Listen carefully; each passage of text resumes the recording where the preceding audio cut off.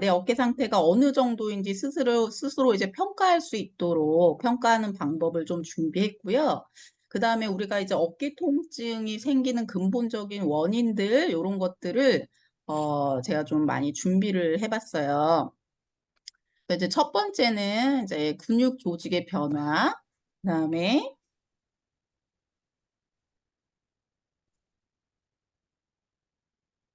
자, 두 번째는 이제 당신의 통증은 몇 개입니까? 세 번째는 어깨 통증의 여러 가지 임상 케이스를 통해서 또 아주 중요한 내용들을 다룰 거고요. 그 다음에 이제 마지막으로 평상시에 하면 좋은 우리 어깨 스트레치 방법들, 이런 것들을 좀 소개하도록 할게요.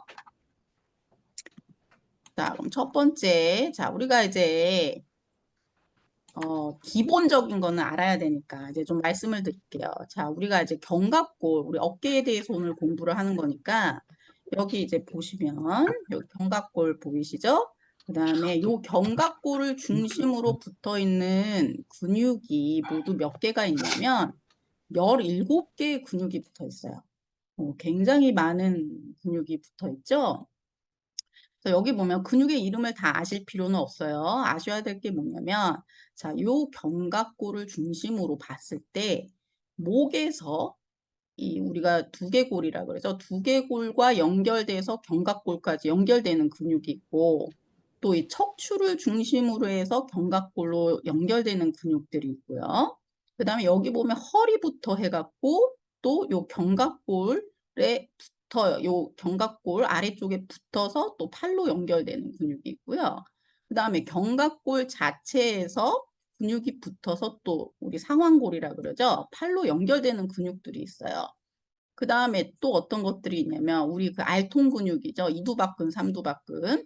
요 근육들도 이 견갑골, 이 견갑과 안쪽에 이렇게 붙어 있어요. 그러니까 제가 여기서 드리고 싶은 말씀은 뭐냐면 견갑골의 통증은 이 17개의 근육 어디에서도 발생할 수 있다라는 거예요. 즉 어느 한 근육이 원인이 아니라 목 쪽이 원인이 될 수도 있고 등 쪽이 원인이 될 수도 있고 또 요 아래쪽 로어백 쪽의 원인이 될 수도 있고 또 이 상완골 쪽 근육에 문제가 있어서 이 견갑골에 통증이 생길 수가 있다라는 거, 어깨 통증이. 그래서 어쨌든 이 어깨 통증의 원인은 굉장히 이 다양한 17개 근육군들에 의해서 생길 수도 있다. 라는 것을 일단 좀 알았으면 좋겠어요. 자, 그 다음 볼게요. 근데 우리가 이제 근육에 대해서는 너무나 잘 알고 있고 또 알고 있는데 우리가 이번에 굉장히 알아야 될 새로운 우리 몸에 있는 조직에 대해서 설명을 하도록 하겠습니다. 뭐냐면 이 파샤 웹이라는 거예요. 이 파샤 웹은 뭐냐면 자, 여기 보이시죠? 이 그림. 이 파샤 웹은 우리 온몸에 다 퍼져 있어요. 마치 막 거미줄 실타래처럼 돼 있죠? 근데 이 파샤 웹은 굉장히 사실은 요거는 이미 섬유화질로 변한 파샤 웹이에요. 원래 파샤 웹은 물기가 굉장히 촉촉하고 물기가 풍성해서 딱 보면 마치 크리스탈 같은 재질로 돼 있어요. 그래서 이제 제가 다음 영상에 이 파샤 웹, 우리의 온몸을 다 덮고 있는 즉 근육과 근육 사이, 심지어는 저희 각막에도 다 있어요. 이렇게 잡아 당기면 이 파샤 웹이 쫙 잡아 당겨집니다. 그 정도로 이 온몸 머리부터 발끝까지 근육과 근육 사이사이, 조직과 조직 사이사이에 이 파샤 웹들이 다 퍼져 있는데 그게 이제 어떤 역할을 하는지, 왜 우리가 이것을 알아야지 또 우리 몸의 변화와 어깨 통증에 관해서 이해가 될 수 있는지 뭐 이제 이 화면을 보여드리도록 할게요. 영상이 바로 퍼즈, 즉 이제 의학용으로는 그 파샤 웹이라 그래요. 그 영상을 보고 계십니다. 근데 보시면 이렇게 막 물기가 굉장히 촉촉하고 막 크리스탈처럼 생겼죠. 그리고 이 파샤 웹은 이 퍼즈는 우리 온몸에 다 이렇게 퍼져 있어요. 그래서 근육과 근육 사이, 그래서 조직과 조직 사이에 이렇게 퍼져 있어서 마치 윤활유 같은 역할을 해줍니다. 그래서 우리 몸이 움직일 때마다 이 퍼즈가 함께 움직여지는 것을 볼 수가 있어요.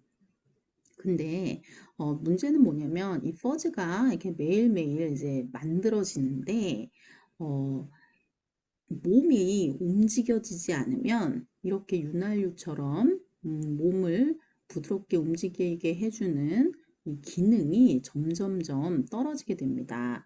즉 이렇게 섬유 화질이 되면서 물기가 없어지고 점점점 이렇게 마르듯이 변형이 돼가면서 결국에는 이 오래 쓰지 않은 근육들, 특히 이제 뭐 통증으로 인해서 오래 쓰지 않았다던가 아니면은 뭐 우리 뇌손상 환자분들처럼 마비가 와서 오래 근육을 쓰지 않은 분들은 이 퍼즈의 변형이 오면서 근육과 근육 사이에 그 섬유질 변형으로 인해서 유착이 돼버려요. 이렇게 늘어붙게 돼요. 그러면서 이제 점점 관절 가동 범위가 줄어들게 됩니다. 그래서 이 퍼즈는 특히 우리 몸이 움직일 때 같이 보시면 이렇게 지금 찢어지기도 하고 이게 합쳐지기도 하고 그리고 이게 사라지기도 해요. 그래서 우리가 이거를 멜팅이라고 이야기를 합니다. 우리가 스트레치를 할 때 이 퍼즈들이 이 파샤 웹이 이렇게 서로 이렇게 막 분리가 되기도 하고 합쳐지기도 하고 하면서 이렇게 윤활유 같은 역할을 하게 됩니다. 네, 잘 보셨죠? 그래서 이 파샤 웹이 이 화면에서 보신 영상이 것처럼 바로 굉장히 크리스탈처럼, 그죠? 물기가 촉촉하고 이러는데, 근데 이 파샤 웹 자체가 우리가 이제 움직이지 않고, 특히 통증 때문에 오랫동안 움직이지 않게 되면, 이 파샤 웹이 아까 화면 앞쪽에서 본 것처럼 이렇게 섬유화질이 돼요. 즉 이렇게 신축성 있게 이렇게 서로 막 이렇게 분리가 됐다가 붙었다가 하면서 이 윤활유 같은 역할을 하는 기능이 떨어지게 되는 거죠. 그러면서 이제 우리 몸이 점점 이렇게 뻣뻣해진다는 표현을 하게 되죠. 그런 것처럼 우리 몸이 이렇게 섬유화질 되는 그런 변형을 일으키게 됩니다. 자, 그래서 그러면 이 영상이 이 파샤의 어떤 그 성질을 우리가 어떤 그 아큐펑처라 그러죠. 우리가 침 놓으시는 분이 침을 놓는 연구를 하다가 이 파샤 웹의 그 기능을 발견하게 되었어요. 그래서 일단은 이분이 하는 그 영상을 보여드릴 건데 영어로 된 영상인데 이게 무슨 말이냐면 이렇게 침을 딱 놓잖아요. 침을 딱 놨을 때 그 파샤 웹들이 마치 이렇게 회오리처럼 그 들어온 침을 확 휘감더라 그 말이에요. 그리고 나서 나타나는 반응이 뭐였냐면 이 주변에 있는 그 세포들이 같이 반응을 하면서 그 이완이 되는 효과가 나타나는 것을 발견하게 되었어요. 즉, 이 파샤 웹이 물리적인 반응에 이제 그 몸을 이완시키는 그런 반응을 나타낸다는 겁니다. 자, 한번 여기 그 화면을 통해서 한번 보도록 할게요. learning acupuncture. She noticed that as the needle was inserted into the skin, something seemed to be grabbing and pulling at it. When Langevin took these results to the lab, an MRI revealed that the collagen fibers of the fascia were actually winding themselves around the needle, like spaghetti on a fork. And what's more, the fibroblasts sent out chemical signals to the surrounding tissue, allowing it to expand and then relax.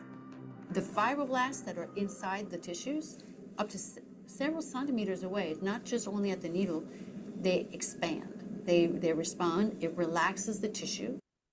그러니까 무슨 말이냐면 침을 하나 딱 놨는데 그 침 놓은 그 자리만 이게 릴렉스가 되는 게 아니라 주변에 몇 센치까지 그 릴렉스가 근육 그 이완이 되는 효과가 나타나는 반응을 찾아내게 된 거죠. 그래서 우리가 이제 침을 맞으면 뭐 무슨 효과가 있나요? 뭐 이런 질문들 많이 하잖아요. 이 과학적인 원리는 이렇습니다. 그래서 우리가 그 마사지를 받는 것도 그렇고 물리치료를 받는 것도 그렇고 바로 이 파샤 웹의 펑션, 이 기능을 이제 활성화시켜서 우리가 이완 효과를 나타나게 되는 거예요. 그래서 이제 옛날에는 우리가 이제 과학적으로 이 정도까지 우리 몸을 디테일하게 이제 보지 못했을 때에는 그러니까 근육 조직 자체에만 우리가 신경을 썼단 말이에요. 그래서 뭐 스트레치 하세요, 뭐 근육을 뭐 늘리세요 이렇게 했는데 요즘 이제 과학이 발전하면서 이게 이 몸의 디테일한 부분까지 저희가 이제 알게 되면서 오십견에 대한 비밀이라던가 우리 몸이 굳어지는 비밀들 이런 것들이 이제 밝혀지기 시작했습니다. 그래서 이제 요즘 치료에는 어떤 것에 포커스를 두냐면 바로 이 파샤 웹의 기능, 이것을 최대한 활성화시키고 이것을 회복시켜서 몸에 그런 그 근육의 어떤 뭐 쇼트닝이라던가 짧아짐이라던가 그 이런 텐션을 낮추는 치료를 많이 하고 있죠. 자, 그래서 일단 요 사진을 한번 보실게요. 자, 제가 레이저를 끄겠습니다. 자, 요 A의 사진을 보시면 요게 이제 우리가 마이크로 그 현미경을 봤을 때 정상적인 그 웹의 이제 모양이에요. 그런데 어떤 사람이 이제 골절이 돼서 우리 캐스트, 그죠? 캐스트를 했단 말이에요. 네, 고정을 했는데 3주 고정 후에 다시 찍었더니 지금 보시니까 어때요? 굉장히 막 실타래처럼 막 얽혀 있고 이미 섬유화질 변형을 일으킨 거예요. 그래서 우리가 뭐 골절 후에 이거 캐스트 해보신 분들은 알 거예요. 아니면은 수술 후에도 마찬가지고요. 뭐 고관절 수술을 하셨다던가 무릎 관절 수술을 하셨다던가 수술 후에 우리가 이제 관절 가동 범위를 늘리는 치료를 하잖아요. 그때 어마어마한 통증이 있는데 그 원인이 뭐냐면 이 근육 사이사이 조직 사이사이에 있는 이 파이버 웹이 이렇게 섬유화질로 변형이 됐기 때문에 그래요. 그래서 이렇게 3주만 지나도 우리 몸이 움직여지지 않으면 이러한 어마어마한 변화 때문에 우리가 이제 관절 가동 범위를 늘리거나 아니면 마사지 치료를 받거나 할 때 통증을 느낄 수밖에 없다는 거죠. 그래서 이 파샤 웹을 우리가 물기를 촉촉하게 건강하게 유지하기 위해서는 이 평소 관절의 가동 범위가 축소되지 않도록 스트레치를 계속 해줘야 돼요. 그래서 우리 어르신들 보면 평상시 이제 쓰는 만큼만 쓰잖아요. 우리가 모든 생활이 팔도 내가 올리는 만큼만 올리고, 그죠? 다리도 내가 뭐 걸을 때, 뭐 달릴 때 외에는 그 이상은 뭐 구부리거나 피거나 할 일이 없단 말이에요. 근데 그거를 하지 않으면 이 파샤 웹 자체가 어떻게 되냐면, 아, 내가 이 이상은 늘어나지 않아도 되는구나 하면서 그 나머지 관절 각도 이상은 이게 늘어나지가 않아요. 점점점 어떻게 돼요? 이게 섬유화질이 돼서 이 관절 가동 범위에도 영향을 미치게 돼요. 물론 근육에도 이렇게 근육이 짧아지는 그런 것도 있지만 이 파샤 웹이 섬유화질 되는 것도 간과를 할 수가 없습니다. 자, 그래서 어쨌든 우리 몸속에는 근육에 대한 정보도 있지만 오늘 새로운 거, 이 파샤 웹에 대해서 다시 한번 보게 됐고요. 자, 자, 이제 이번에는 이제 뭐를 볼 거냐면, 자, 이제 우리 몸에 이제 이러이러한 것들이 있는데, 이 당신의 통증은 몇 끼냐? 자, 제가 이거를 왜 넣었냐면, 제가 이제 환자분들이 오시잖아요. 오시면은 연령대가 되게 다양하게 오신단 말이에요. 근데 통증이 바로 생기셨을 때 오는 분이 있고 아니면은 아, 뭐 좀 낫겠지, 뭐 이러다 낫겠지 하면서 놔뒀더니 점점 아파지는 거예요. 그래서 나중에는 막 진짜 기능을 할 수 없을 정도로 막 심각해져서 오시는 분들이 있어요. 그래서 지금 요 정보는 뭐냐면 제가 이제 임상 환자들을 보면서 아, 이 통증도 암처럼 4단계로 나눌 수가 있겠더라고요. 그래서 여러분들이 지금 나의 지금 통증 단계는 어느 지점에 와 있는가. 그래서 요거를 기준으로 보시면 좋을 것 같아요. 자, 우리 암도 1기, 2기, 3기, 4기가 있잖아요. 이 근골격계 통증도 보니까 1기부터 4기까지 나누어 볼 수가 있겠더라고요. 자, 그러면 먼저 1기는 뭐냐면 이거는 그냥 통증 지점이 그냥 한 군데로 국소적인 거예요. 그냥 한 군데가 아픈 거예요. 근데 요 바로 통증이 생기셨을 때 이렇게 내원에서 치료를 받으시는 분들은 뭐 한두 번 간단한 치료나 아니면 스트레치로 이게 해결이 돼요. 통증이 생기면 빨리 오면 올수록 그 해결이 됩니다. 왜냐면 통증이라는 것은 굿사인이에요. 우리 몸이 우리에게 보내는 그러니까 좋은 신호예요. 여기가 잘못됐네. 나 좀 점검해줘. 우리한테 말을 하는 거거든요. 근데 대부분은 무시를 하죠. 아이, 뭐 낫겠지 하고 낫겠지. 그런데 절대로 통증이 생기자마자 오시는 분들은 이 통증 일기에 해당되는 분들은 굉장히 간단하게 치료가 됩니다. 어깨 통증 기준으로 하고 온몸 전신이 다 마찬가지예요. 자, 이제 통증 이기는 뭐냐면 이게 좀 놔뒀어요. 이게 한 군데가 아파서 이게 놔뒀는데 어깨 위가 아팠는데 점점 이 상완골 쪽으로 점점 아파지는 거예요. 그러니까 통증이 처음 시작해서 점점 다른 곳으로 번지기 시작합니다. 그러면서 나타나는 증상이 뭐냐면 내가 팔을 이렇게 쭉 올렸을 때, 팔을 쭉 올렸을 때 관절 끝범위에서 이게 통증이 생기기 시작하는 거예요. 그래서 이제 관절 가동 범위 끝범위에 이제 제한이 생기고 통증이 생길 때 이걸 한 2기 정도로 보시면 돼요. 즉 이미 처음 시작한 통증 지점에서 다른 근육까지 이게 어떻게 보면은 근육의 쇼트닝이 그러니까 짧아지면서 이 통증 범위가 넓어지는 거죠. 그래서 이제 통증 3기는 뭐냐면 이때는 이미 통증 범위가 어깨 전체로 퍼지죠. 그 다음에 관절 가동 범위가 이렇게 팔을 귀까지 쫙 180도 올려야 되는데 이미 90도만 올려도 더 이상 못 올리겠고 막 통증이 심해지는 거예요. 그러면서 이제 이 3기에 이제 또 나타나는 증상이 뭐냐면 이 근육들 사이사이로 신경이랑 혈관들이 지나다니잖아요.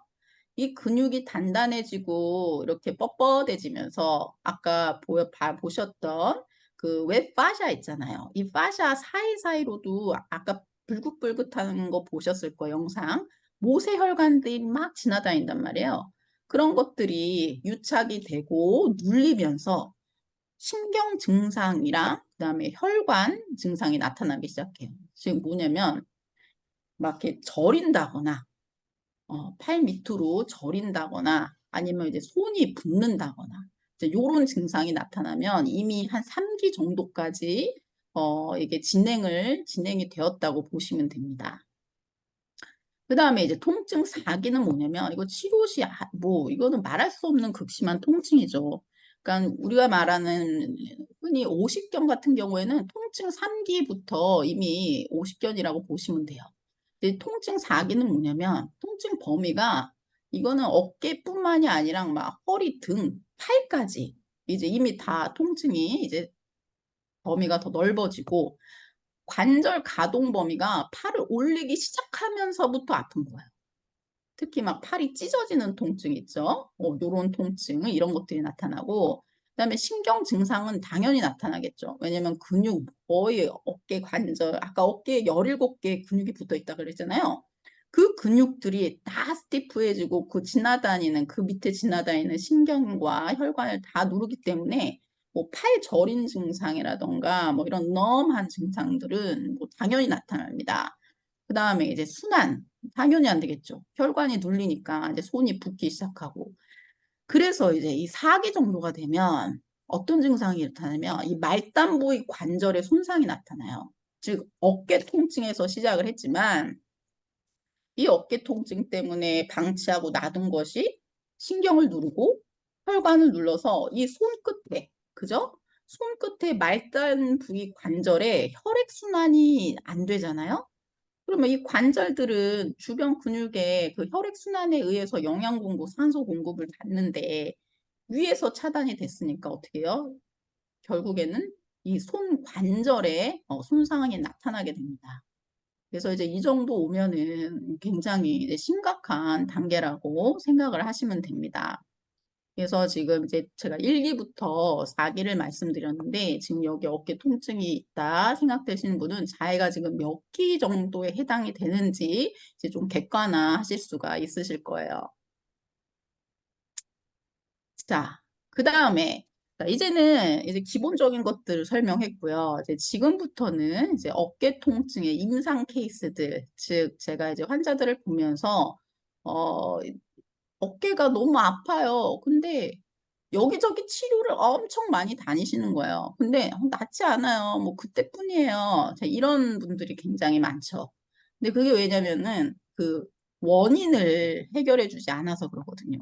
그러니까 아픈 부위만 이렇게 치료한다고 낫지 않는 경우가 있어요. 이제 그런 케이스들, 하지만 아주 중요한 케이스들을 제가 준비를 했습니다. 그래서 자, 첫 번째는 이제 어깨 근막 통증 증후군으로 인해서 이제 어깨 통증이 오는 경우, 그다음에 기능성 측만증에 의해서 어깨 통증이 오는 경우, 그다음에 이제 스트레스에 의해서 어깨 통증이 오는 경우, 그다음에 이제 석회와 건염에 의한, 또 이제 회전근개 파열에 의한 통증, 그다음에 유착성 관절낭염, 요거 좀 오십견이라 그러죠. 동결견이라고도 하는데, 요 6가지 케이스를 오늘은 한번 중요하게 다루도록 하겠습니다.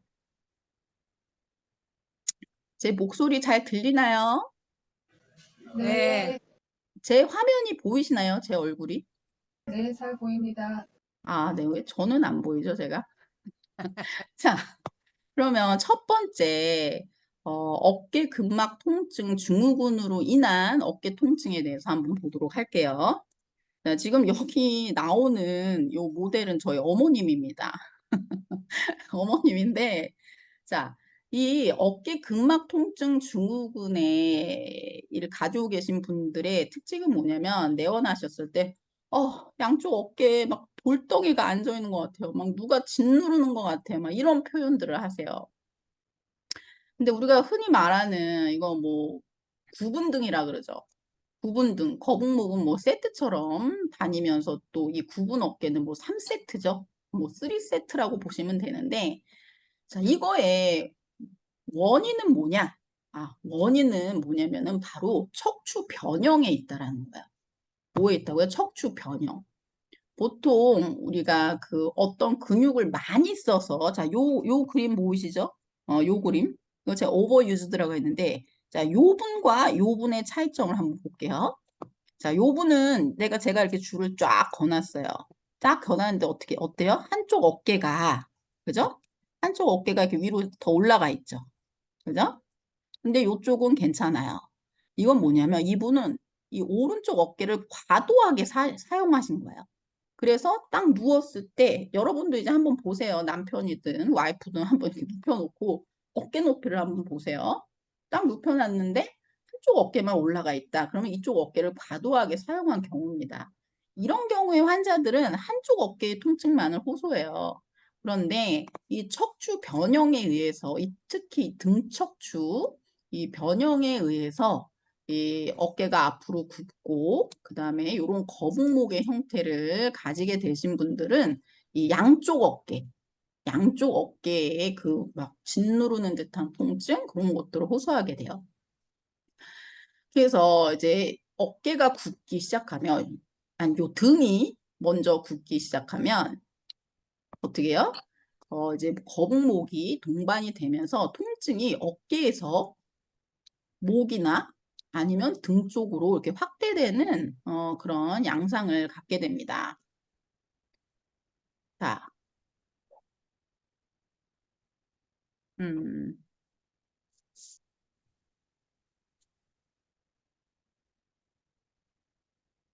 그다음에 자, 그러면은 이 척추 변형에 의한 통증이라 그랬잖아요. 이 거북목, 거북등이.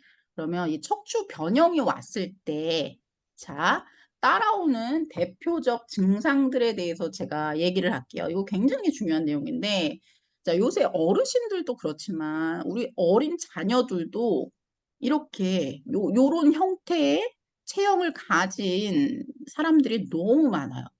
이제는 뭐 연령대를 가리질 않아요. 우리 아이들도 치료를 오는데 아이들도 이렇게 등 척추가 굽어서 오는 아이들이 많아요. 특히 여자들보다는 남자 아이들이 더 많아요. 초등학생들 막 4학년, 5학년만 돼도 벌써 이 등 척추 변형을 보이는 아이들이 있습니다. 자, 근데 이 척추 변형이 오면 뭐가 문제냐? 자, 우리 목이, 자, 요 그림 있죠? 자, 요 그림. 자, 요 그림은 정상적인 포스처예요. 즉 우리가 딱 섰을 때 이제 뭐 남편이든 아이든 관찰을 한번 해보세요. 요 귀와 요 어깨와 요것이 일자로 딱 떨어지는 게 정상적인 우리의 포스처예요. 그런데 요 등 척추가 휘면서 그죠? 요 등 척추가 휘면서 목이 앞으로 빠지기 시작하면, 자, 여기 말하는 것처럼 목이 한 2.5cm 이렇게 빠지잖아요. 이쪽으로. 그러면은 약 4.5kg의 무게가 요 어깨에 더해집니다. 즉 2인치만 빠져도 여기 어때요? 원래 머리 무게가 4.5kg인데 2인치만 이렇게 빠져도 내 어깨에는 14.5kg의 무게가 더해지는 거예요. 3인치만 빠져도 어떻게 돼요? 훨씬 많이 갔죠? 이분의 어깨는, 양쪽 어깨에는 19kg의 사랑가마니죠.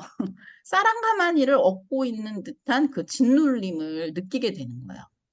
그래서 이 등 척추의 변형은 굉장히 위험 신호라고 보시면 됩니다. 특히 자라나는 아이들. 그 다음에 이제 두 번째 척추 변형이 오게 되면 또 대표적으로 따라오는 증상이 뭐냐면 우리 몸은요. 우리 몸의 근육은 어디에 반응을 하게 되냐면 바로 중력. 중력에 반응해서 모든 근육들이 활성화가 돼요. 우리의 근육은 중력만 이겨도 똑바로 설 수 있게 됩니다. 예를 들어서 동물이 그 말이 새끼를 낳았을 때 일어서지 못하면 죽는다 그러잖아요.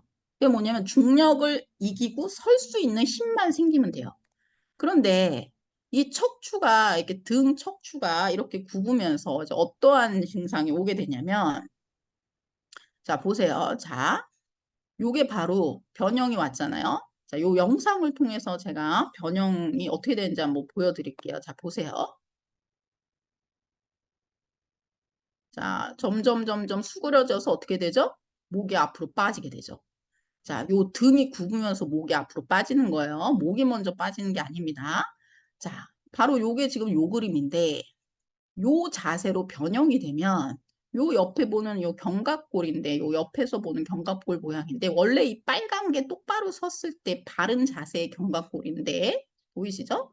근데 등이 이렇게 굽게 되면은 견갑골이 어떻게 돼요? 앞으로 이렇게 굽게 돼요. 이렇게 돌게 되는 거죠. 위로 쭉 끌려 올라가요. 견갑골이. 자, 그러면서 이 등 이제 목 변형과 가슴 변형이 오게 되는데 근육들이 언밸런스가 생겨요. 즉 앞쪽 가슴 근육은 뺑뺑해집니다. 굉장히 타이트해져요. 그 다음에 이제 그 텐션이 올라가는 부분이 어디냐면 바로 이 어깨 부분, 그죠? 이 우리가 말하는 그 어깨의 근육과 그 다음에 목과 견갑골을 연결해주는 근육이 있어요. 그게 짧아지면서 견갑골을 위로 휙 당겨져 버려요. 그러면 또 반대편으로 약해지는 근육들이 있어요. 우리가 여기 아래쪽 삼각근 아래쪽이 약해지면서 이 어깨뼈가 쭉 더 끌려 올라가게 돼요. 즉 중요한 거는 이 등 척추의 변형은 우리 몸의 모든 근육의 밸런스를 다 바꿔버린다 그 말이에요. 왜? 중력에 대항해서 이 근육들이 이 파워나 길이나 이런 뭐 강도나 이런 것들이 다 변하게 돼요. 자, 그 다음에, 자, 요 부분은 이제 되게 또 중요한 부분인데, 이 등 척추가 굽으면서 이렇게 굽게 되면 어떤 현상이 일어나냐면, 자, 등 척추가 굽게 되면은 요 가슴 쪽 근육, 우리가 호흡근이라 그러죠? 이 갈비뼈, 여기 갈비뼈 사이사이에도 다 근육이 있습니다. 요 근육들도 텐션을 다 잃어버리게 돼요. 그래서, 자, 요 숨을 쉴 때 우리 장기의 움직임을 한번 볼게요. 자, 우리가 숨을 들이마시게 되면 어떻게 해요? 장기가 같이 쑥 내려가고 그 다음에 우리가 숨을 후 뱉으면 장기가 이렇게 올라오게 돼요. 즉, 이 장기의 움직임은 우리의 호흡과 함께 움직여요. 이분은 지금 이 사진은 체스트가 이 가슴이 똑바로 섰을 때 자세예요. 그런데 앞에 그림처럼 등이 굳게 되면은 지금도 한번 자세를 해보세요. 이렇게 등을 굽혀보세요. 숨 쉬는 게 쉽지가 않아요. 그러면서 문제가 생기는 게 뭐냐면 이 장기가 위아래로 원활하게 움직여지면서 소화기관이라던가 아니면 우리 배변기관 이게 굉장한 역할을 하는데 이 기능이 떨어지게 됩니다. 그래서 이제 우리 어르신들이 이런 자세가 되면 이제 동반되는 증상들이 뭐예요? 소화가 요새 잘 안 돼요. 아니면은, 요새 좀 변비가 심해졌어요. 요런 증상들도 이 어깨 통증뿐만 아니라 이런 내장 기관에 대한 문제들도 같이 생긴다라는 것을 심각하게 알았으면 좋겠어요. 특히 우리 어린아이들, 어머님들 잘 관찰하시고요. 자, 그렇다면 여러분들이 이제 관심 많잖아요. 이거를 어깨를 펴야 된다. 그래갖고 유튜브나 막 쇼츠에 막 이 동작만 하면 어깨가 펴집니다. 막 5분만 투자하면 뭐 구분등 해결됩니다. 이런 영상 많이 보셨죠? 근데 이거 해서 성공하신 분들 있나요? 저는 거의 없을 거라고 봐요. 왜냐면 굉장히 중요한 걸 간과했기 때문이에요. 자, 이거는 조금 어려운 내용인데 우리가 이제 세미나니까 이제 얘기를 하도록 하겠습니다. 자, 아주 희한한 그림이죠? 자, 우리 뇌 속에는 근육 지도라는 게 있어요. 제 클라이언트, 제 환자분들에게 누누이 얘기를 하지만, 자, 뇌를 이렇게 해부를 해보면, 우리 캐나다 신경외과 의사 와일드 펜필드라는 분이 1937년에 이제 논문으로 기재한 겁니다. 이분이 뇌에 전기 자극을 이렇게 막 했더니 전기 자극되는 부위마다 반응하는 부분이 있다는 걸 발견하게 되었어요. 그래서 우리 뇌에는 그 발이면 발, 몸통, 뭐 팔, 다리 이거를 관장하는 뇌 영역이 다 있구나라는 거를 발견하게 됐어요. 이거 굉장히 중요한 내용이에요. 무슨 말이냐면 요쪽 부분을 전기 자극을 줬더니 발가락이 자극을 하고 여기 부위를 전기 자극을 줬더니 손이 반응을 하고 즉 이 영역이 다 있다라는 거예요. 그래서 우리가 요 오른쪽, 왼쪽 이 운동 영역을 그 근육들을 관장하는 영역이 요 빨간 선에 있는데 요거 파란 건 감각이에요. 우리는 이제 운동 영역을 보는 거니까. 자, 요 빨간 영역이 있는데 오른쪽 요 빨간 영역은 이 왼쪽 몸의 근육들에 대한 정보들이 다 입력이 됩니다. 그 다음에 요 왼쪽에 이 운동 영역의 뇌에는 이 오른쪽에 있는 우리 몸에 있는 근육들의 모든 정보가 이렇게 입력이 돼요. 그러니까 왼쪽 오른쪽이 다를 수가 있겠죠. 그죠? 자, 그런데 더 중요한 건 뭐냐면 자, 여기 등에 대한 정보가 입력돼 있는 부분과 우리가 쇼츠를 보고 열심히 막 하잖아요. 어깨 운동에 대해 운동하는 영역이 같다, 다르다? 다르다라는 거예요. 즉, 이 구분등은 이 등 근육이 제대로 서지 못해서 이 시작이 된 그 증상인데 쇼트들은 다 이 어깨 쪽 있죠. 견갑골만 막 당겨주고 앞쪽 근육만 막 당겨주는 운동을 시키는 거예요. 원인은 해결하지 않고.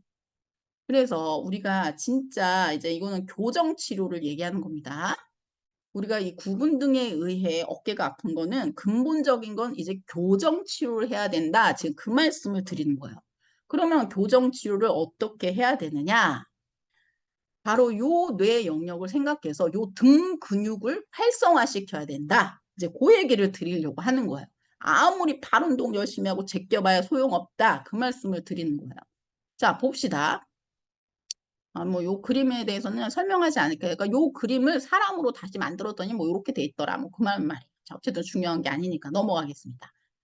자, 그래서 이제 그거에 대한 중요한 정보를 아시고 자, 이 그림을 볼게요. 이거 아주 재밌는 영상인데 제가 아까 뭐라 그랬죠? 오른쪽 근육에 대한 내 몸에 대한 정보는 왼쪽 뇌에 입력이 돼 있고 내 왼쪽 근육에 대한 모든 정보는 오른쪽 뇌에 입력이 돼 있다 그랬어요.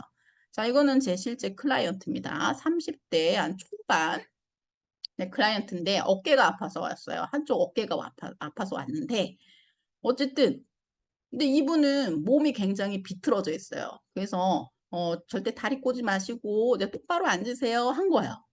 근데 처음에 한 2주 정도는 굉장히 증상이 완화가 됐는데 한 세 번째 세션에서 보니까 몸이 도로 틀어져 있는 거예요. 그래서 제가 가만히 관찰을 했어요. 근데 본인이 하는 말이 저는 이제 다리도 안 꼬고 똑바로 앉는데요 이러는 거예요. 그래서 제가 이분의 무의식 중의 자세를 제가 이렇게 사진을 찍게 됐어요. 이게 뭐냐면 이분은 본인은 다리를 꼬지 않았어요. 그리고 자기는 반드시 앉아 있다고 생각하고 앉은 거예요. 자, 근데 지금 자세가 어떻죠?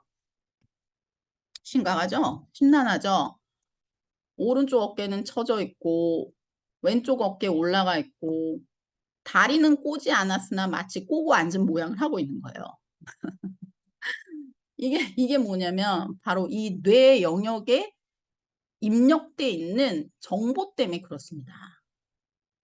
이 뇌는요, 이미 이 사람이 30년 동안, 이분이 30년 동안 그 취하고 있던 자세가 이미 뇌 속에 다 입력이 된 거예요.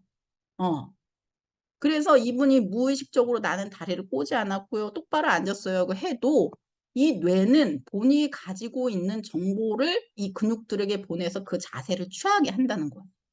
이 자세를 취하고 있을 때 우리 사람들은 어떻게 느끼냐? 편안하다. 이렇게 느끼는 거예요. 그래서 이 뇌 속에 이 오른쪽, 왼쪽 이 근육의 정보가 입력돼서 시간이 지날수록 그게 고착되기 시작하면 어때요? 교정하는 것이 점점점 어려워진다. 그 말이에요. 자, 요거는 그래서 이 뇌에 입력되는 정보들이 이 정도까지 우리에게 일상생활에 영향을 미친다는 것을 알아줬으면 좋겠고요. 자, 그래서 그렇다면 등 척추를 어떻게 피나요? 제가 이제 중요한 정보를 알려드리겠습니다. 자, 이 뇌의 근육 지도를 바꿔주는 자세를 해야 돼요. 바로 아까 말씀드렸죠. 이 등 척추가 등의 자세가 입력되어 있는 이 뇌에 그 정보를 다 갈아엎어야 돼요. 그래야지 이 증상에서 우리는 벗어날 수가 있어요. 이 어깨를 짓누르는 증상에서. 자, 먼저 자, 왼쪽 그림 보겠습니다. 자, 이거 이제 우리 그 몸의 안쪽 보여주는 건데 우리가 등 척추는 1번부터 12번까지 이렇게 있어요. 그죠? 12개의 등 척추가 있는데 어느 부위가 무너졌을 때 등이 굳기 시작하느냐? 바로 여기 우리 명치라 그러죠. 명치. 한번 만져보세요. 우리 그 이 배 위에 그 가장 뾰족한 부분 요 명치. 요 명치가 앞쪽으로 이렇게 콜랩스 됐을 때 딱 이렇게 굽어졌을 때 그 자세를 하면 요 명치의 끝 뒤로 가면 이게 바로 T9 레벨이에요. 즉 등척추 9번 정도가 되는 레벨인데 이 부위가 구부러지기 시작하면 어때요? 바로 이 구분 등의 변형으로 넘어가게 되는 겁니다. 그래서 요 구분 등을 여러분들이 교정을 하시려면 어떻게 해야 되냐면 자 지금 잘 따라하세요. 이제는 자 바로 요 명치 있죠. 요 명치를 위로 위방향으로 수직 방향으로 1cm나 2cm 딱 올려주시는 거예요. 자, 제가 영상을 통해서 한번 보여드리도록 할게요. 지금 이게 쭉 구부리고 지금 이 그림처럼 이렇게 구부리고 있는 분들 잘 보세요. 자, 요게 좀 평상시 여러분들 자세예요. 귀가 어깨보다 앞으로 빠져나와 있죠. 그런데 요 명치를 수직 방향으로 업! 그렇죠. 요렇게 해주시는 거예요. 자, 배를 앞으로 쑥 내미는 게 아니라 어떻게? 이 명치를 이 수직 방향으로 1cm 업 해준다는 느낌으로 끌어올리세요. 하고 계시나요? 하고 네. 계시나요? 네. 네. 네. 네. 그래서 요 명치를 어떻게 수직 방향으로 1cm를 딱 끌어올린 자세에서 요거를 여러분들이 엎드려 있지 않는 한 24시간 요거 유지하셔야 돼요. 왜냐? 등 근육은요. 우리가 팔 근육처럼 힘을 써야지 할 때 힘을 막 팍팍 써서 쓰는 근육이 아니라 우리가 무의식 중에도 계속 우리 몸을 세우기 위해서 계속 일을 하고 있는 아이들이에요. 무슨 얘기인지 알겠죠? 그래서 지금은 아무 생각 없이 여러분이 자 다시 이제 무너집니다. 이 가슴이 없어지는 매직을 보십니다, 여러분. 자, 보세요. 평상시 저 가슴 없어지죠? 등 굽었죠?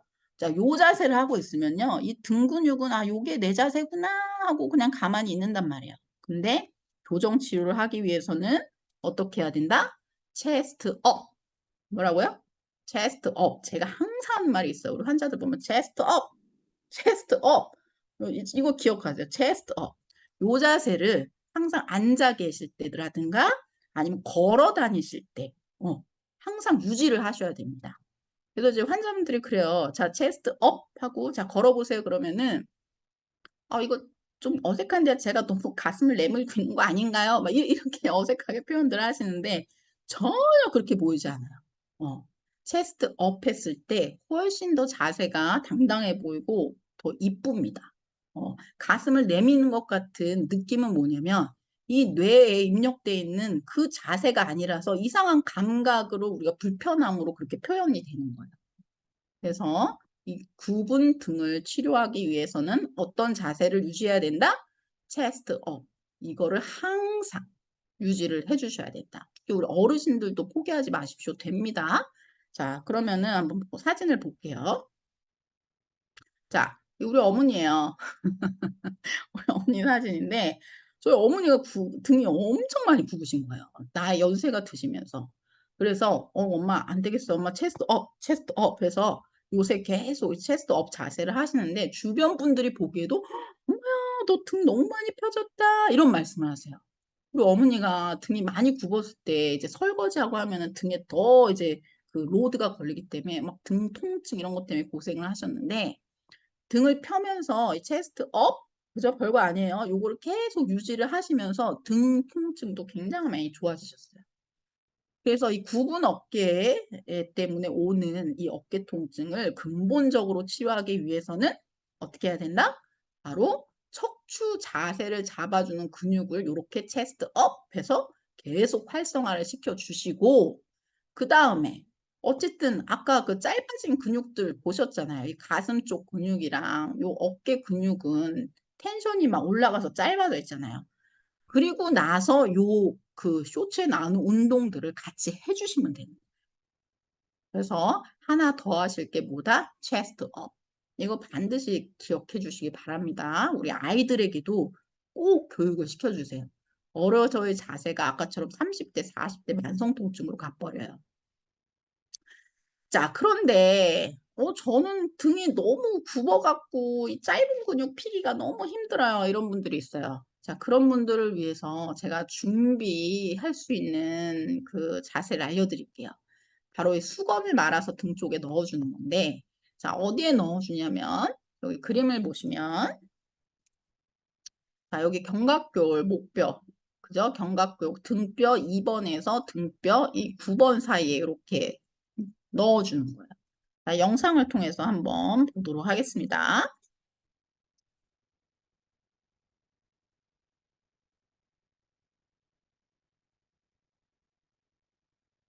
자, 이렇게 수건을 말아서 두껍게 좀 마르시면 좋아요. 우리 사람 무게가 있기 때문에. 그다음에 바닥은 딱딱한 바닥에서 하시는 게 좋아요. 딱딱한 바닥. 그래서 요거를 자, 이렇게 말아서 이 척추, 그래서 척추 딱 중앙에다가 목뼈 아래에다가 이렇게 대시고 누우시는 거예요. 요 수건을 깔고 딱딱한 바닥에서 할수록 효과가 좋아요. 자, 이거를 깔고 그대로 누우신 다음에 어떻게 해요? 양쪽 팔을 쫙 벌리세요. 그러면은 이 어깨가 많이 굽으신 분들은요, 시원합니다. 그래서 내가 등이 너무 굽어서 이렇게 등 펴는 게 힘들다? 요거를 하루에 2, 30분씩 하세요. 저희 남편이 되게 좀 이게 심한 케이스였는데, 이거 하면서부터 뭐 어깨 통증에 대해서 컴플레인 뭐 전혀 없습니다. 굉장히 어깨도 많이 펴졌고 아주 건강해졌어요. 그래서 나는 좀 굽어서 이게 좀 뭔가 필요하다. 분은 아닌 분도 하셔도 좋아요. 굉장히 시원해요. 딱딱한 바닥에 누워서 한번 해보시기 바랍니다.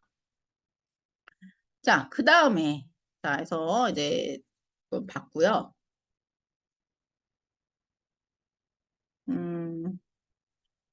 자, 두 번째 이제 기능성 측만증에 의한 어깨 통증을 한번 볼게요. 자, 이거는 저는 요즘에 놀라는 게 뭐냐면 엄마 아빠들이 엄마 애들도 마사지 치료 돼요? 이러면서 그럼 되죠. 일단 데리고 오세요 하고 애들을 데리고 온단 말이에요. 근데 놀라는 게 초등학교 4학년, 3학년, 2학년 막 어린애들이 오는데요. 몸이 다 뒤틀어져 있어요. 그래서 이번 강의는 어른들에게도 중요한 거지만 엄마들이 아이들을 한번 어세스먼트를 해보길 바래요. 자, 제가 알려드릴게요. 어세스먼트 하는 거. 자, 기능성 측만증이 일단 뭐냐면 오랫동안 잘못된 자세로 인해서 이 골반이 삐뚤어지면서 연속적으로 어깨가 삐뚤어지고 목이 삐뚤어지고 해서 온몸이 틀어지는 증상이에요. 이걸 펑셔널 스콜리오시스라 그래요. 우리가 만약에 등뼈 뭐 높낮이가 틀려서 태어났을 때부터 막 높낮이가 틀려서 이 측만증이라 그래서 생기는 거하고는 틀린 거예요. 이거는 평상시 자세에 의해서 이렇게 변형이 되는 건데 자, 한번 이제 체크를 잘 해보십시오. 어떻게 체크를 하냐면 이제 아이들이든 뭐 우통을 다 벗겨놓고 어디를 체크를 하시냐면 자, 요 어깨 높이 있죠. 어깨가 어딜 높이를 보냐면 여기 보면 이 삼각형 맨 아랫뼈 보이시죠? 어깨 등뼈. 요 삼각형 등뼈를 손으로 짚어보세요. 양쪽을. 양쪽을 짚어봤더니 요 아이가 우리 아들이에요. 아들. 제가 이게 작년에 찍은 사진인데 얘가 좀 포스처가 이상해갖고 야 너 이상하다. 너 우통 벗고 서봐라. 해갖고 했더니 세상에 우리 아이가 이 펑셔널 스콜리오시스가 있었던 거야. 등잔 밑이 어둡다고. 응. 그래서 제가 작년에 이거 해놓은 건데 자 보면 어떻게 하냐면 요 양쪽 등 끝을 찍어보면 한쪽 어깨에 이 삼각형 끝은 올라가 있고 하나는 내려가 있죠. 자, 그 다음에 이제 포스처를 잘 관찰을 해보세요. 자, 포스처를 잘 관찰을 해보면 자, 이 허리 쪽을 보세요. 자, 여기가 더 짤룩한 거 보이시나요? 그리고 주름 두 개가 보이시죠? 그죠? 왼쪽에 비해서 몸이 오른쪽으로 이렇게 틀어진 거예요. 이 방향으로 이렇게 틀어진 거예요. 이렇게. 그죠? 팔도 보세요. 왼쪽 팔은 앞으로 돌아가 있고, 그죠? 오른쪽 팔은 뒤로 돌아와 있죠. 그리고 어깨도 딱 봐도 지금 앞으로 굽어 있죠. 목은 앞으로 빠져 있고, 그죠? 그러니까 이 아이는 펑셔널 스콜리오시스뿐만 아니라 앞에서 언급한 뭐예요? 등이 굽은, 그죠? 거북목 형태까지 지금 동시에 진행이 돼가고 있는 상태에서 발견을 한 거예요. 자, 그 다음에 자 이런 것들을 체크해 주시고 제일 중요한 게 뭐냐면 펑셔널 스콜리오시스는 딱 애들을 바닥에 엎드리게 하세요. 딱 엎드리게 했는데 발 길이가 틀려요. 자, 보시면 지금 오른쪽 발은 발 뒤꿈치만 봐도 지금 높이가 틀리죠. 그죠? 한쪽 발은 올라가 있고, 그죠? 한쪽 발은 이렇게 내려와 있어요. 주로 올라가 있는 발이 문제가 있는 거예요. 이렇게 올라가 있는 쪽이. 즉, 이 펑셔널 스콜리오시스의 변형은 어디가 시작이냐? 바로 이 골반이 시작입니다. 요 골반. 아시겠죠? 요 골반 쪽이 문제가 생기면 이렇게 한쪽 다리가 찍 올라가면서 어떻게 돼요? 시간이 지날수록 아까 뭐라 그랬죠? 우리의 근육은 근육, 즉 뭐예요? 중력에 대항해서 변형을 일으킨다 그랬잖아요. 이게 올라갔기 때문에 뇌에서는 생각해요. 어머, 이거 레벨 맞춰야지. 그러면서 이쪽 어깨를 슉 올려버려요. 올리면 어떻게 됐어요? 이 목과 이 어깨가 연결되어 있는 근육이 짧아지겠죠. 그러면서 이제 여기에 통증이 생기기 시작합니다. 그러면은 이게 올라가면 또 머리는 어떻게 되냐면 어머 어머 이거 또 삐뚤어졌네. 뇌에서는 그러면은 이걸 또 똑바로 해야지 하면서 요쪽 목을 또 요쪽으로 휙 돌려버려요. 그러면서 이런 그 스콜리오시스 패턴이 나타나게 되는 거예요. 그래서 통증이 시간이 지날수록 어떻게 해요? 어깨 통증에서 심하신 분들 지금 어른 중에 이런 분들 많아요. 어깨 통증에서 점점점 목이 아파오기 시작하더니 나중에는 두통뿐만 아니라 턱관절에도 문제가 생깁니다. 턱관절까지 온 거는 거의 이 변형의 끝판왕으로 갔다고 생각하시면 돼요. 특히 어른들 중에 많아요. 그리고 이제 허리 쪽에서는 뭐냐면 이 허리가 삐뚤어지면서 이제 골반, 요게 엉덩이 쪽 근육에 문제가 생기면서 이제 신경 증상이 나중에 또 나타나게 돼요. 그러니까 이 펑셔널 스콜리오시스는요. 어렸을 때 조기 발견해서 빨리 고쳐줘야 돼요. 그렇지 않으면 20대, 30대 가면서 어떻게 되냐면 우리 이분처럼 되는 거예요. 아까 얘기했죠. 이거 오래 걸려요. 정말 열심히 하는 분들은 빨리 교정되는 분들은 6개월, 1년. 왜냐면 뇌 속의 지도를 바꿔줘야 되는 과정이 복잡해집니다. 아까 등척주가 구운 거는 등척주만 펴주면서 나머지는 하면 되지만 이거는요. 오른쪽에 다리는 이렇게 돼 있고 왼쪽에 다리는 이렇게 돼 있고 입력 정보가요. 다 막 난장판이란 말이에요. 그거 하나하나를 다 교정을 해줘야 돼요. 치료를 통해서. 그게 이제 치료사가 하는 일인데 어쨌든 조기 발견이 매우 중요하다. 빨리 발견할수록 빨리 교정이 됩니다. 그 다음에 평소 자세 습관에 따라 변형 양상이 아주 다양해요. 뭐 제가 지금 화면에 보이는지 모르겠지만 어떤 분은요 이렇게 앉아 있고요. 어떤 분은 이렇게 앉아 있고요. 이 아이들이 앉아 있는 자세도 아주 다양해. 그래서 이 다양할수록 어떻게 해요? 뇌에 입력되는 정보가 복잡해지기 때문에 치료가 복잡해지는 거예요.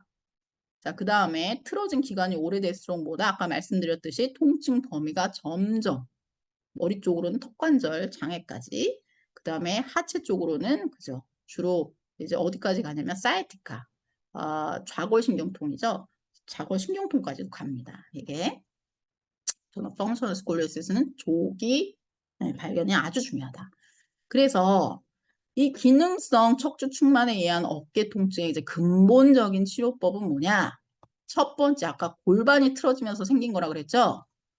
골반 레벨을 맞춰줘야 돼요. 첫 번째 아주 중요해요. 근데 저 이런 케이스 봤어요. 저희 어린애인데 10살짜리인가? 12살짜리 여자아이예요. 근데 저한테 오기 전에 이제 카이로 선생님한테 방문을 했어요. 카이로프랙틱 선생님한테. 이제 골반이 삐뚤어져 있으니까 선생님이 뭘 추천하셨냐면 그 높낮이를 맞춰주는 신발을 제작하자라고 하신 거예요. 근데 그거를 제작하기 전에 저를 이제 방문하게 되셨는데 아니 여러분 생각해 보세요. 어린 아이는 잘못된 자세에 의해서 비뚤어진 거기 때문에 이거를 충분히 교정을 할 수가 있는데 교정 전에 미리 한쪽 다리 올라가 있는 다리를 높여주는 신발을 신겨버리면 어떻게 되겠어요? 그 아이는? 삐뚤어진 자에서 몸은 뭔가 좀 맞는 것 같지만 이미 위쪽으로는 틀어지기 시작하는 거예요. 그래서 이게 뭐 뼈가 높낮이가 안 맞아서 생긴 그런 척추측만이 아니라 잘못된 자세에 생긴 기능성 척추측만은 고정 신발부터 신기면 절대 안 됩니다. 절대 이건 아이를 망치는 길이에요. 아이를 평생 어른이 돼서 만성 통증에 시달리게 하는 거예요. 첫 번째 뭐다? 골반 레벨을 맞춰줘야 된다. 그 다음에 이제 뭐 이 등 근육도 언밸런스하게 발달이 돼요. 한쪽 등 근육은 굵어지고 한쪽 등 근육은 힘이 없습니다. 그래서 이제 이런 비대해진 근육도 축소시켜야 되고요. 마찬가지로 아까 얘기했죠. 짧아진 근육들도 스트레치해서 풀어줘야 되고요.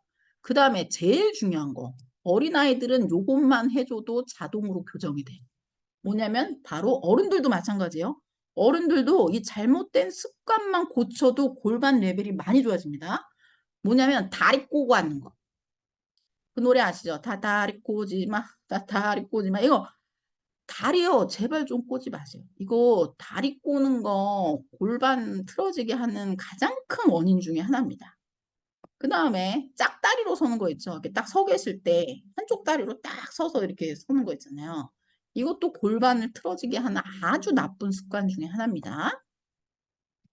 이런 것들만 안 해도 골반 레벨이 다리 딱 길이 맞춰보면요. 틀려요. 벌써 틀려요. 자, 그 다음에 이제 이미 너무 많이 짧아졌다. 이제 뭐 20, 30대 와서 막 짧아진 근육 다 짧아졌고 틀어졌다. 그런 분들은 꾸준한 스트레치와 자세를 관찰해야 돼요. 자, 이분은 자세 관찰을 안 한 거예요. 본인은 똑바로 앉아있다 생각했는데 아닌 거죠. 그래서 교정 치료를 하는 동안에는 이렇게 수시로 거울도 이렇게 보고 내 어깨가 바른가? 몸이 좀 틀어졌나? 이런 걸 수시로 확인해 주는 것이 좋습니다.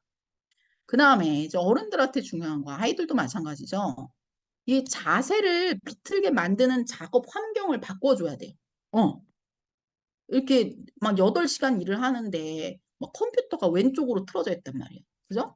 왼쪽으로 틀어져 있어서 막 8시간을 이러고 일을 한다고 생각해 보세요. 골반이 어떻게 됐어요? 당연히 비뚤어지죠. 그래서 항상 자세를 비틀게 만드는 작업 환경을 바꿔 주셔야 합니다. 이것도 아주 중요해요. 자, 그러면 볼게요. 저희 아들이 어떻게 됐냐. 네, 이거는 이제 최근에 찍은 거예요. 제가 이제 집에 갈 때마다 뭐라 그러겠어요? 다리 꼬지 마라. 체스트 업. 막 이제 엄청 정신교육을 시켰겠죠. 자, 그랬더니 1년 전에 이랬던 아이가 요 며칠 전에 다시 찍어봤더니 이렇게 됐더라고요. 자, 보시죠. 자, 어깨 어때요? 이 레벨 너무 좋아졌죠?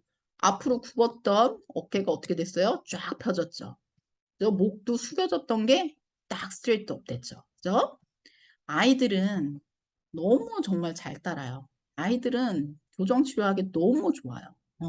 그리고 여기 보세요. 여기 보면 이렇게 쭉쭉 콜랩스 돼 있던 한쪽으로 이렇게 비틀어져 있던 트렁크가 어때요? 거의 이분하게 됐죠. 그죠? 자, 이제 팔 길이 볼까요? 1년 전에 요랬던 발이 어떻게 됐어요? 발이 안 꼬고 자세만 똑바로 하고 다녀도 이렇게 어떻게 해요? 많이 높낮이가 많이 좋아졌죠. 그죠? 필만 봐도 알죠? 그래서 아이들에게 바로 앉는 자세, 다리 꼬지 않는 거, 한쪽 다리로 앉는 거, 이거 별거 아닌 것 같지만 이 아이가 10대, 20대, 30대, 40대를 지날 때는 이 아이는 이거 굉장히 라이프 퀄리티가 달라지는 거예요. 통증 때문에 괴로워할 일이 없어요. 자, 그 다음에, 자, 이거는 이제 환자분인데, 이거는 이제 일시적으로 마사지 치료를 통해서 이제 그 풀어놓은 케이스예요. 아까는 오랜 기간을 통해서 이제 교정된 케이스고, 이제 치료를 통한 건데, 이번 보세요. 자, 이 펑션 스콜리오스 환자분들이 딱 와서 이제 엎드리면요. 여러분도 이제 남편이든 와이프든 베껴놓고 엎드렸을 때 보세요.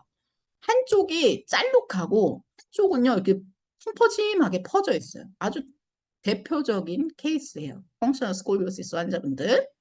그다음에 여기 보면 목이 막 이렇게 다 비틀어져 있는 게 보이죠. 그냥 봐도. 그래서 이제 치료를 통해서 일단 이런 근육들, 골반들 올려주고. 자, 이 골반 높이도 보이죠, 지금. 딱 봐도 틀리죠. 그죠? 치료를 통해서 골반 높이 맞춰주고 쇼팅된 근육 풀어주면 치료 후에도 일시적으로는 효과가 나타나요. 그러나 이거는 일시적이에요. 본인이 습관을 고치지 않으면 바로 제자리로 돌아갑니다. 자, 이것도 마찬가지예요. 치료를 통해서 일단 일시적으로 다리를 늘려놨어요. 그죠? 하지만 이것도 평상시에 본인이 스트레치를 안 하고 막 다리 꼬고 막 이런 자세를 하면 100% 다시 돌아가요. 그래서 근본적인 치료는 내 나쁜 습관을 버려야 된다라는 거예요. 자, 그래서 이제 여러분들에게 간단하게 할 수 있는 골반 교정 스트레치법 두 가지를 알려드릴게요. 자, 이건 뭐냐면 자, 침대가 있죠. 침대가 있으면 침대 끝부분으로 와서 누우시면 됩니다. 옆으로 해서 누우시는데, 자, 이제 오른쪽 다리가 짧다. 오른쪽 다리가 짧은 케이스예요.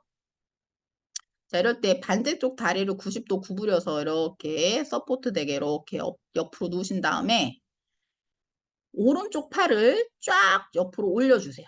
이렇게 쫙 올려서 립케이지, 그리고 흉곽을 쫙 당겨주는 거예요. 그 다음에 이 짧아진 다리를 뒤로 훅 떨어뜨리는 거예요. 자, 그러면 어떻게 돼요? 골반이 이렇게 돌면서, 그죠? 요 부분이 쫙 늘어나겠죠. 그죠? 요 스트레치를 해주셔야 됩니다. 자주 해주셔야 돼요. 언제까지? 발 길이가 맞을 때까지. 근데 발 길이가 맞아졌어, 어느 날. 그러면 이것만 계속하면 어떻게 되겠어요? 이쪽 발만 길어지겠죠. 그래서 발 길이가 맞아진 다음에는 양쪽을 다 같이 하시고 한쪽 길이가 짧다? 그럼 그 짧은 쪽만 집중적으로 하시면 돼요. 그게 교정이에요. 오른쪽 왼쪽 다 하시는 거 아닙니다. 짧은 쪽만 하시는 거예요. 자, 그 다음에 두 번째 이제 골반 치료는 골반 교정 이제 틀어진 이제 몸통이랑 이제 그거를 이제 풀어주는 건데, 자, 이제 바닥에 이제 완전히 누우시는 거야. 누우신 다음에 자, 어떻게 하시느냐?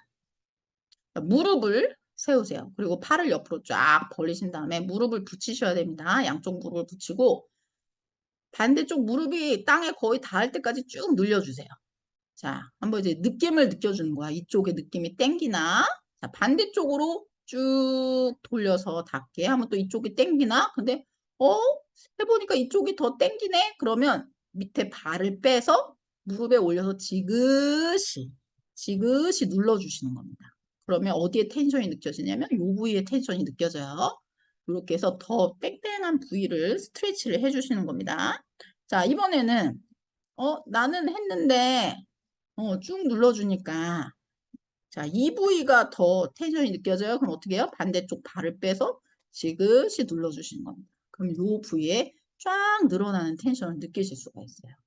그래서 이렇게 했을 때 이 좌우 텐션이 같아질 때까지 이 동작을 반복해서 스트레치를 해주시면 됩니다. 아시겠죠? 자, 그래서 이제 여기까지 이제 스콜리오시스에 대한 거 봤고요. 자, 이제 이번에는 이제 어떻게 보면 이 흉측 정신 건강 그 우리 학회와 맞는 부분인 것 같아요. 이제 스트레스 호르몬에 의한 어깨 통증에 대해서 한번 다뤄볼게요. 자, 이건 뭐냐면 이거는 굉장히 만성 통증에 시달리시는 분이에요. 근데 이런 분이 오면 이렇게 아까 어세스먼트를 했을 때 몸 평가를 했을 때 막 이렇게 등이 굽거나 뭐 거북목이 있거나 뭐 굽은 어깨가 있거나 이런 것도 아니에요. 그렇다고 뭐 펑셔널 스콜리오시스 뭐 측만증이 있거나 그것도 아니에요. 근데 아파요. 항상 아파요. 이런 분들은 이렇게 몸을 펠페이션 즉 만졌을 때 이제 어떤 느낌이 오냐면 전체적으로요. 그 몸의 근육의 긴장도가 굉장히 높습니다. 좀 이렇게 누르면요. 이 뭐 무슨 빵빵한 풍선처럼 뺑뺑해요. 이 근육부터 근육의 압이 느껴져요. 그리고 이렇게 특히 아프다는 부위를 이렇게 만져보잖아요. 그러면 정상적인 근육 조직이랑은 굉장히 다른 느낌이에요. 이게 왜 그러냐면 오랜 기간 동안 이 스트레스 호르몬에 의해서 이 조직이 변화된 케이스인데 자, 그럼 이런 것들을 우리가 어떻게 이거는 예방 차원에서 하는 게 훨씬 더 좋을 것 같아요. 특히 우리 어린아이들, 되게 어린아이들을 키우시거나 아니면 뭐 본인이 스트레스가 뭐 많은 그런 환경에 노출이 돼 있다. 이런 분들은 이거를 스트레스 호르몬을 낮추는 방법을 알면 굉장히 좋을 것 같아요. 자, 그럼 봅시다. 자, 스트레스 호르몬에 의한 어깨 통증은 자, 이게 이제 일단 뇌를 한번 볼게요. 자, 여기 보시면 우리 몸은요 스트레스 호르몬을 이렇게 트리거하는 스트레스 호르몬이 나오게끔 자극하는 시스템이 이제 크게 몇 가지가 있는데 제일 중요한 게 이제 두 가지가 있어요. 그게 뭐냐면 바로 이 림빅 시스템. 이건 뭐냐면 우리의 그 감정을 그 컨트롤하는 그런 이 부위인데 이 뇌 속에 있는 부위인데 우리가 감정이 막 나쁠 때 막 기분 나쁘고 이럴 때도 막 스트레스 받아 이러잖아요. 그게 딱 트리거가 됐을 때도 여기 보면은 이 뇌하 수체 전엽이에요. 여기 정말 조그만 기관인데 뇌 속에 있는 정말 조그만 기관인데 여기에 어떻게 해요? 스트레스 받았어. 이야, 스트레스 호르몬 내보내! 그러면서 어디에다 명령을 하냐면 여기 신장 있죠? 신장에 보면 요 맨 끝에 부신피질이라는 게 있어요. 이 부신피질한테 명령을 해요. 야, 스트레스 나왔어. 야, 스트레스 호르몬. 그러면 이제 스트레스 호르몬인 코르티졸이 막 방출이 되는 거예요. 그래서 우리가 이 림빅 시스템을 통해서도 우리의 스트레스 호르몬이 어떻게 트리거가 될 수 있다. 이건 뭐 너무나 다 잘 알고 있죠. 그런데 재밌는 게 이 냄새 있잖아요. 냄새를 통해서도 이 림빅 시스템, 즉 우리 그 감정을 컨트롤하는 이게요 트리거가 된다라는 거예요. 그래서 우리 그 치료 중에 그 향기 치료라는 게 있죠. 아로마 테라피라는 게 있잖아요. 이게 뭐냐면 이 스트레스 호르몬을 줄여주는 치료예요.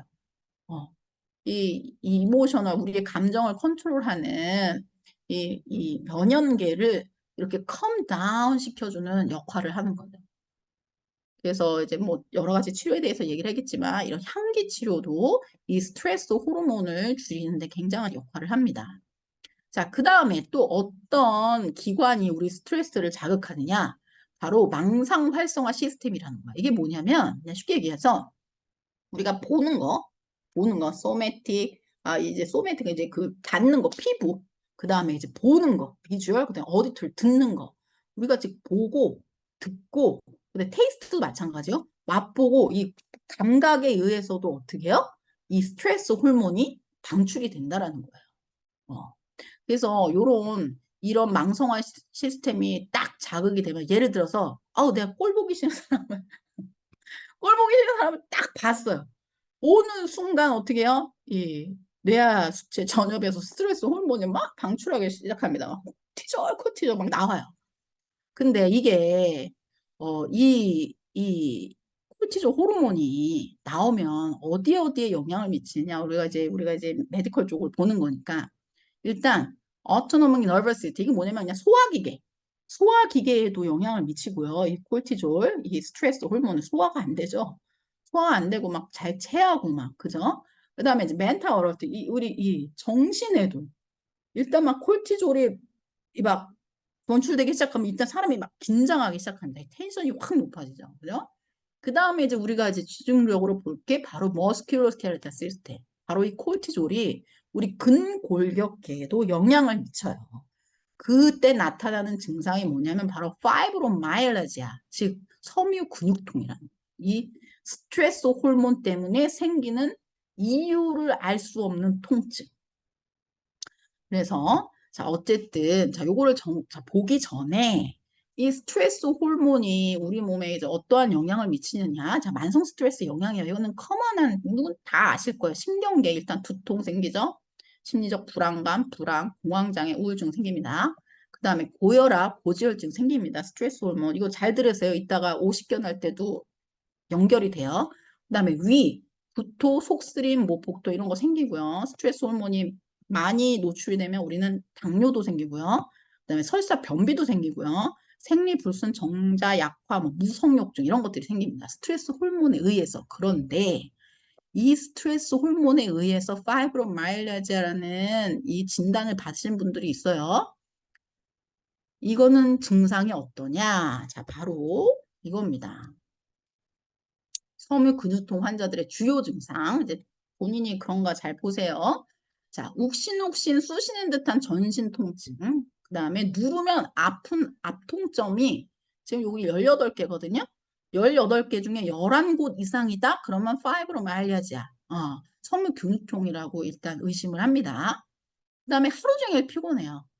그 다음에 아침에 일어나면 몸이 뻣뻣해져요. 그리고 잠을 잘 못 자요. 그다음에 저리거나 둔한 감각이 있고 두통이 있고 약간 불안감도 있고 그다음에 생리통 혹은 생리전 증후군이 있고 또 입이 마르거나 안구 건조 있고 우울증 있고 배가 아프거나 설사 등이 있다. 이런 여기에는 그 아까 스트레스 코르티졸 호르몬에 의한 증상들과 굉장히 겹치죠. 거기다 플러스 뭐예요? 이 18곳 중에 11곳 이상의 압통점이 있다. 그러면 내가 오랫동안 이 스트레스 호르몬에 내 몸이 노출이 돼서 더 이상 이 호르몬 조절이 안 되는 거예요. 그래서 이제 생기는 통증입니다.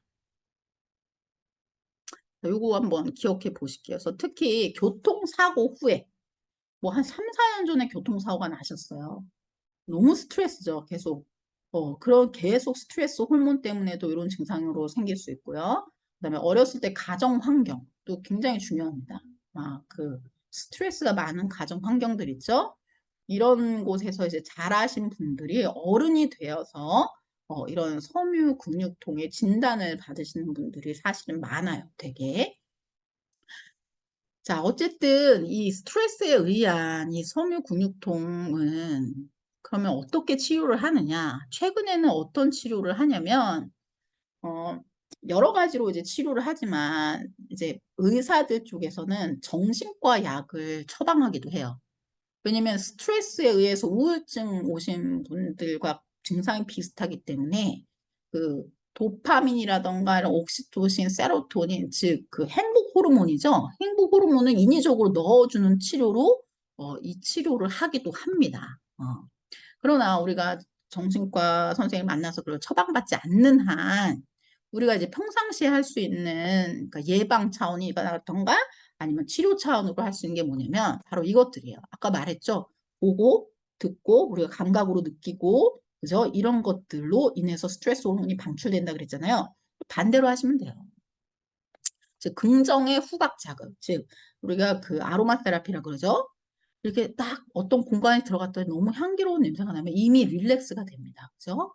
그러면 그때 우리 도파민, 옥시토신, 세로토닌이 분비되기 시작해요. 이거는 우리의 콜티졸 호르몬을 누르는 작용을 하잖아요. 그죠? 밸런스를 맞춰주는 거예요. 그래서 긍정의 시각 자극은 뭐냐면은, 요즘에는 컬러 테라피라는 것도 있어요. 컬러 테라피, 색깔 테라피.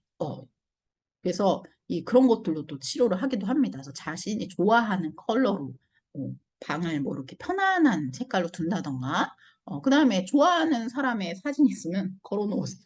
우리 10대 아이들 좋아하는 연예인 사진 많이 걸어놓잖아요. 그냥 놔두세요. 떼지 마십시오. 그거 보면서 행복 호르몬, 도파민, 옥시토신, 세로토닌 뿜뿜 나오는 게 좋은 겁니다. 그 다음에 이제 청각적 자극, 좋은 소리 들어야 돼요. 우리가 어렸을 때부터 막 자주 혼나고 막 이런 거 애들 스트레스 주면 안 되고 좀 좋은 소리. 그래서 우리의 주파수라 그러죠. 청각 주파수, 뭐 새소리, 물소리, 우리 이런 것들로 이런 행복 호르몬을 더 자극시킬 수가 있어요. 그다음에 긍정의 피부 감각. 이거는 뭐 너무 논문에서도 너무 많이 됐죠. 이 허그, 아이들을 이렇게 안아주는 거, 남편을 안아주는 거, 그다음에 마사지 해주는 거, 그다음에 이제 부부간에 관계하는 거, 이런 것들은 특히 이 피부 감각과 관련된 이 호르몬, 이 옥시토신 분비가 굉장히 많이 돼요. 그래서 이제 하루에 한 번씩 아이들을 안아줘도, 이 남편, 아내를 안아줘도 이 스트레스 호르몬을 줄이는데 굉장히 많은 효과가 있어요. 치료받는 것도 마찬가지죠. 마사지, 물리치료, 그죠? 그다음에 긍정의 미각 자극, 본인이 좋아하시는 거, 맛있는 거, 향 좋은 거 많이 드시기 바랍니다. 어쨌든 이거는 어렸을 때부터 내가 스트레스 호르몬이 많다, 그런 환경이다, 그러면은 좀 노력이 많이 필요한 부분입니다. 자, 그 다음에 이제 석회화 건염에 대해서 하겠습니다.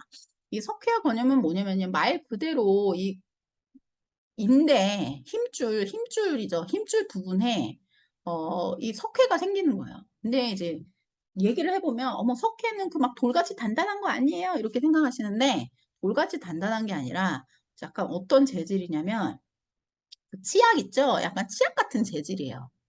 그래서 이 석회와 건염은 어떨 때 통증이 오느냐 한번 보실게요. 자, 요 엑스레이 사진입니다. 자, 엑스레이 사진을 보시면 여기는 굉장히 선명하죠. 그죠? 근데 여기는 굉장히 흐릿하죠.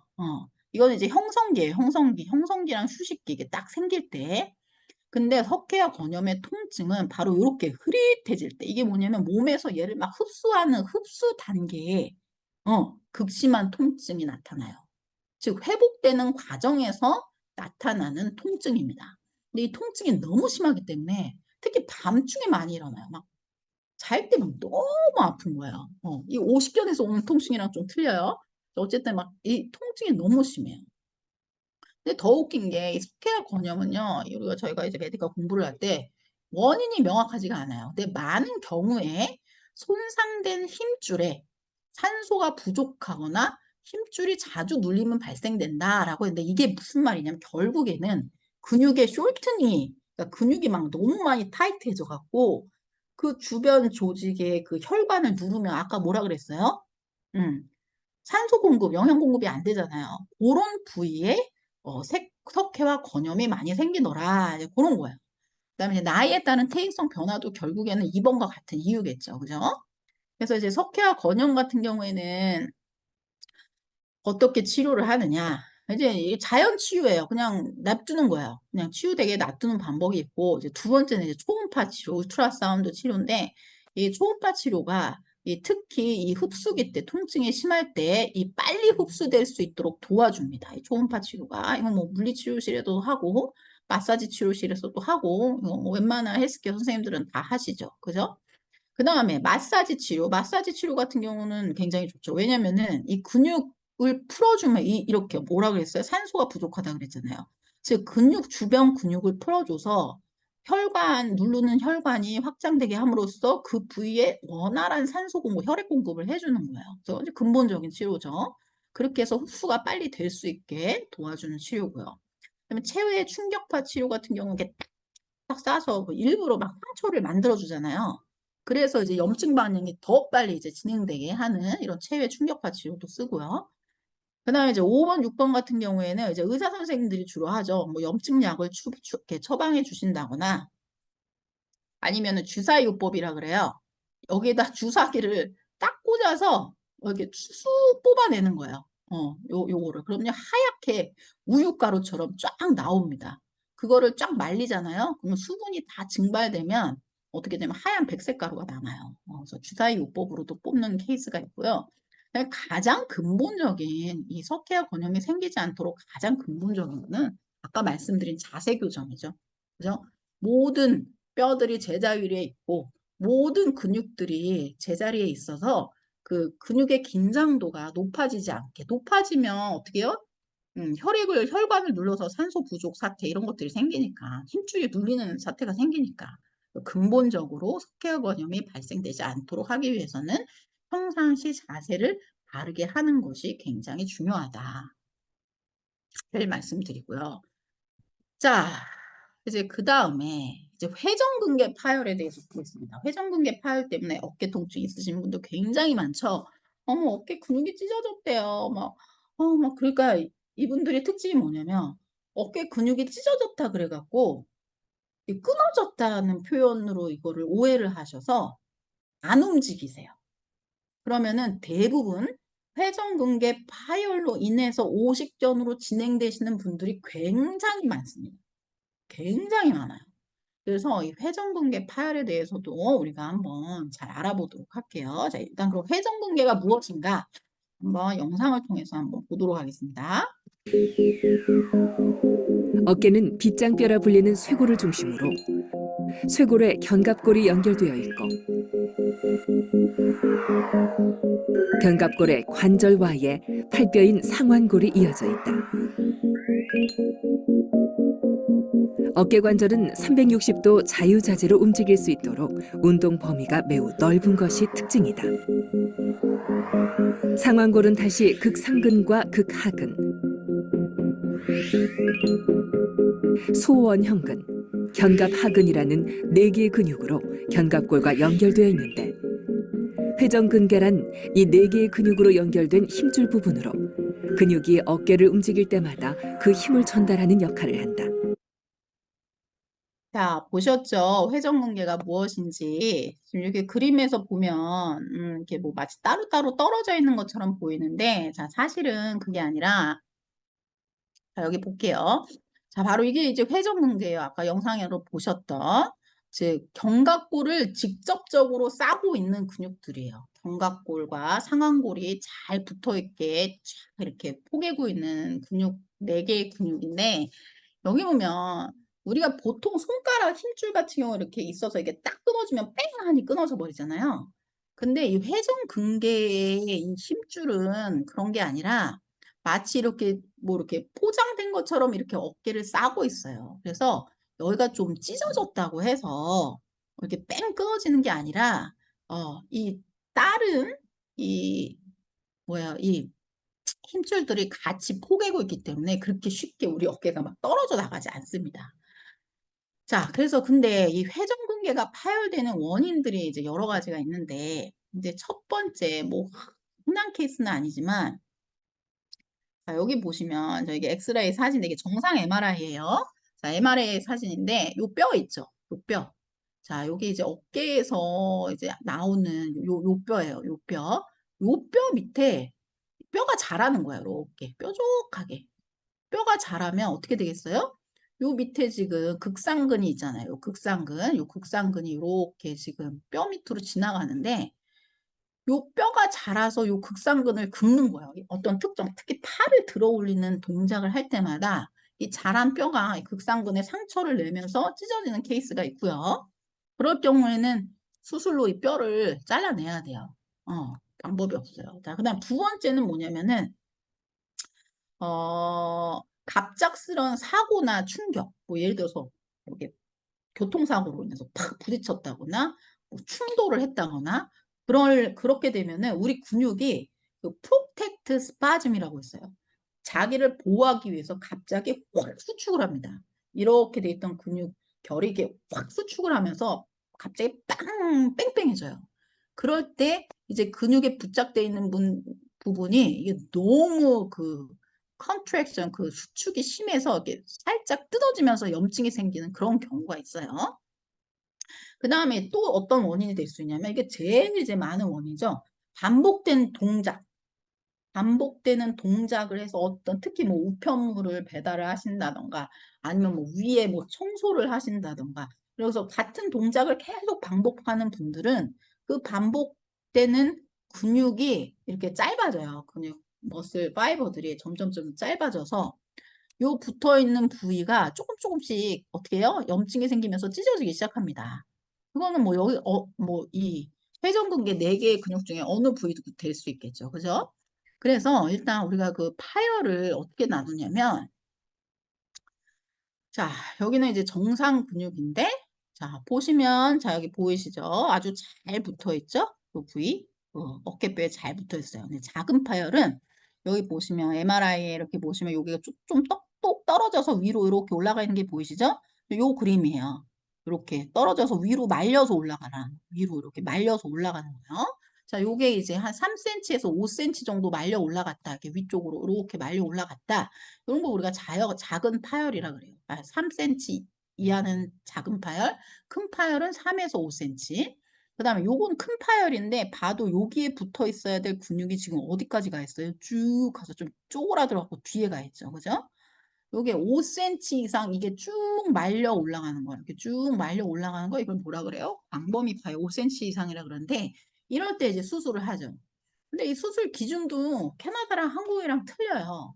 이제 한국 같은 경우에는 웬간하면 몇 센치 이상은 수술을 하는 것 같더라고요. 근데 캐나다는 잘 안 해주더라고요. 왜 그런지 모르겠는데 어쨌든 이 회전근개 파열의 원인은 그렇습니다. 그래서 그 회전근개 파열을 방지하려면 우리가 어떻게 해야 되겠어요? 일단 첫 번째 뼈가 자라서 그런 거는 어쩔 수 없죠. 그죠? 그러면 뭐냐? 결국은 바른 자세로 견갑골이 제자리에 위치하도록 하는 거예요. 등이 굽어서 견갑골이 위로 쑥 올라갔던 거던가. 그죠? 그럼 우리가 굽은 상태에서 이렇게 팔을 계속 올리잖아요. 그러면은 그 힘줄이 그 뼈에 닿으면서 계속 염증이 생기는 거예요. 그 다음에 두 번째, 반복적 사용으로 인해 짧아진 근육 있잖아요. 우리가 특히 직업병이죠. 아니면 막 스포츠 좋아하시는 분들. 이런 것들은 그 짧아진 근육을 늘려서 제자리 위치를 만들어 놔야 돼요. 그래서 늘어져 있는 근육은 강화시키고, 그 다음에 이렇게 막 심하게 짧아진 근육은 스트레치 시켜서 이게 제자리에 있게 해야 돼요. 제자리에. 그리고 혈액순환이 잘 되게 그 컨디션을 유지를 해 주셔야 됩니다. 특히 이 골프 골프 치시는 분들 많죠? 골프 치시는 분들 이게 반복적으로 이거 계속 하시잖아요. 근데 막 스트레치 안 하시고 하시는 것 때문에 이 어깨가 아까 이분처럼 이분이 골프를 굉장히 좋아하시는 분이셨는데 어깨가 한쪽으로 돌면서 이 상태에서 이제 다른 작업들을 하면서 이 뼈에 인대들이 이렇게 부딪히고 하면서 염증이 생겨서 결국에는 이 찢어지는 거예요. 회전근개가. 그래서 골프, 특히 한쪽으로 치는 뭐 스포츠, 그죠? 테니스, 아니면 볼링, 아니면 뭐 이런 거 한쪽으로 하는 것들은 어, 스포츠 전후, 특히 탁구 이런 것들은 스포츠 전후에 반드시 스트레치를 해주셔야 됩니다. 많이 쓰는 근육군을. 직업병도 자신이 하는 일이 무엇인지를 내가 제일 많이 하는 동작이 무엇인지를 잘 관찰하시고 그거에 반대되는 동작을 하셔서 자꾸 스트레치를 해주셔야 돼요. 아시겠죠? 그 다음에 우리 아이들에게는 이런 거 얘기할 수 있겠죠. 잘못된 습관, 어른들도 마찬가지예요. 저 특히 클리닉 올 때 제가 제일 저기 주의하는 게 뭐냐면 핸드백 한쪽으로 매는 거 있죠? 그리고 핸드폰 한쪽으로 계속 보고 그럼 이렇게 만드는 거예요. 어깨 관절을 틀어지게 만드는 거예요. 특히 오십견 환자분들 치료받고 그 치료받은 쪽으로 가방을 메고 나가세요. 절대 안 됩니다. 그래서 가방을 메실 때는 양쪽 백팩을 메시든지 아니면 그러시면 이제 크로스팩으로 해서 걸어서 메시든지 어깨가 올라가게 하는 동작은 되지 않게 하셔야 됩니다. 잘못된 습관을 버리시는 것도 회전근개 파열을 방지하는데 굉장한 도움이 됩니다. 자, 이제 마지막 유착성 관절낭염에 대해서 한번 알아보도록 할게요. 이거 오십견이에요. 혹시 여기 오십견 앓으시는 분들 계신가요, 지금?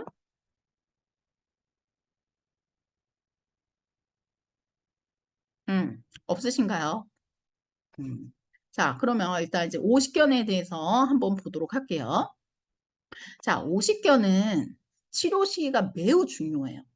즉, 오십견은 어깨 통증에 아까 1단계, 2단계, 3단계, 4단계 말씀드렸잖아요. 통증의 과정. 이미 3단계까지 오신 분들이에요. 이 어깨 통증, 이 오십견은.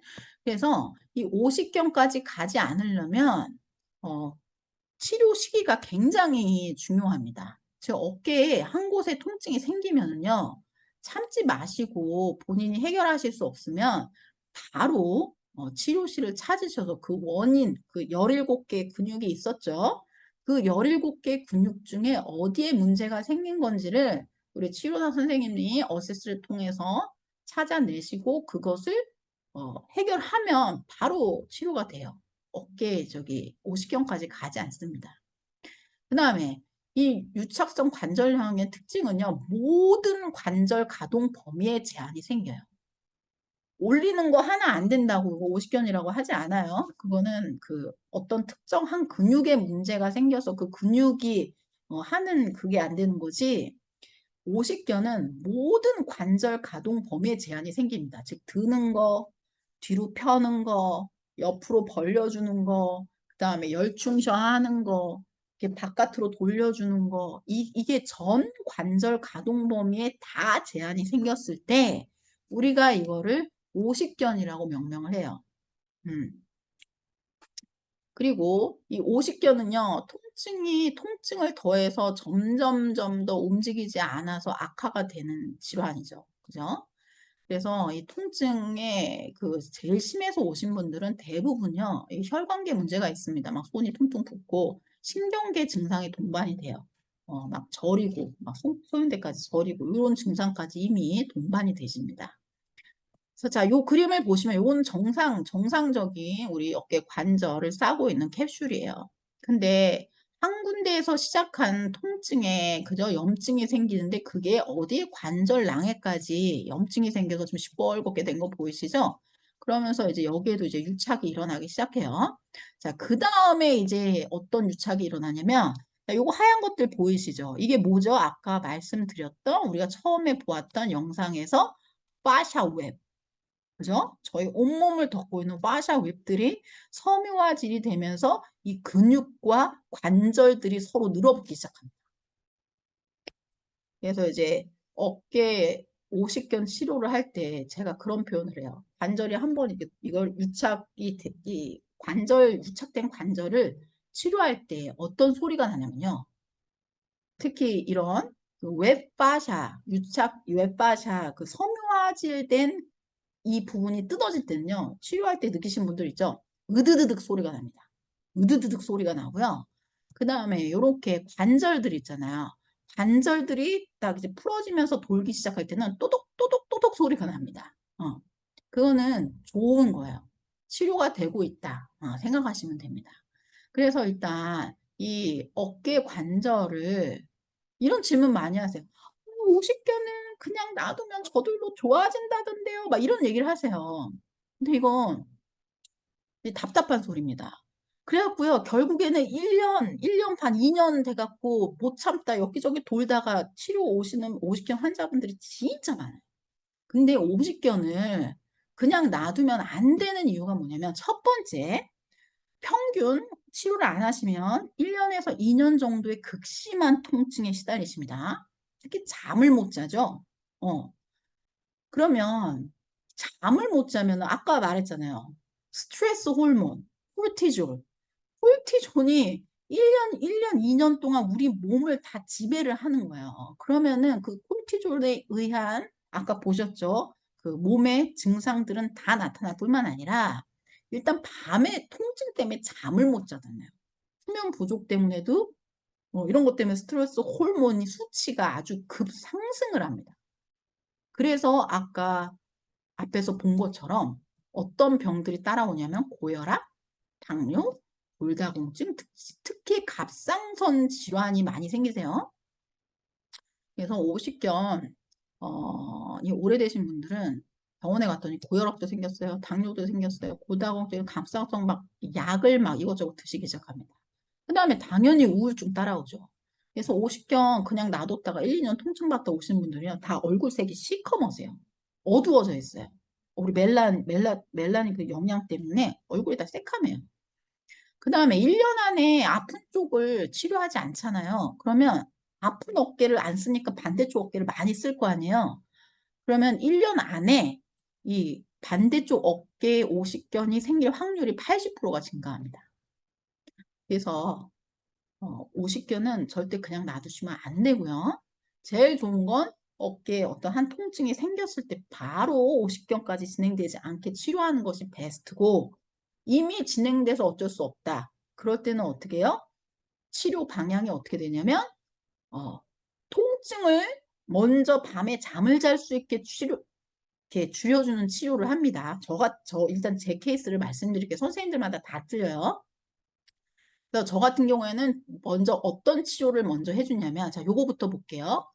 특히 여러분들 지금 화면에 제가 보이나 모르겠는데, 이 어깨 앞쪽 있죠? 요 부분이 샤프페인이 많이 심해요. 여기. 그리고 어깨가 안 좋으신 분도 그렇고, 지금 2단계, 3단계 정도 진행되신 분들을 이렇게 힘을 빼신 상태에서 여기 주물러 보세요.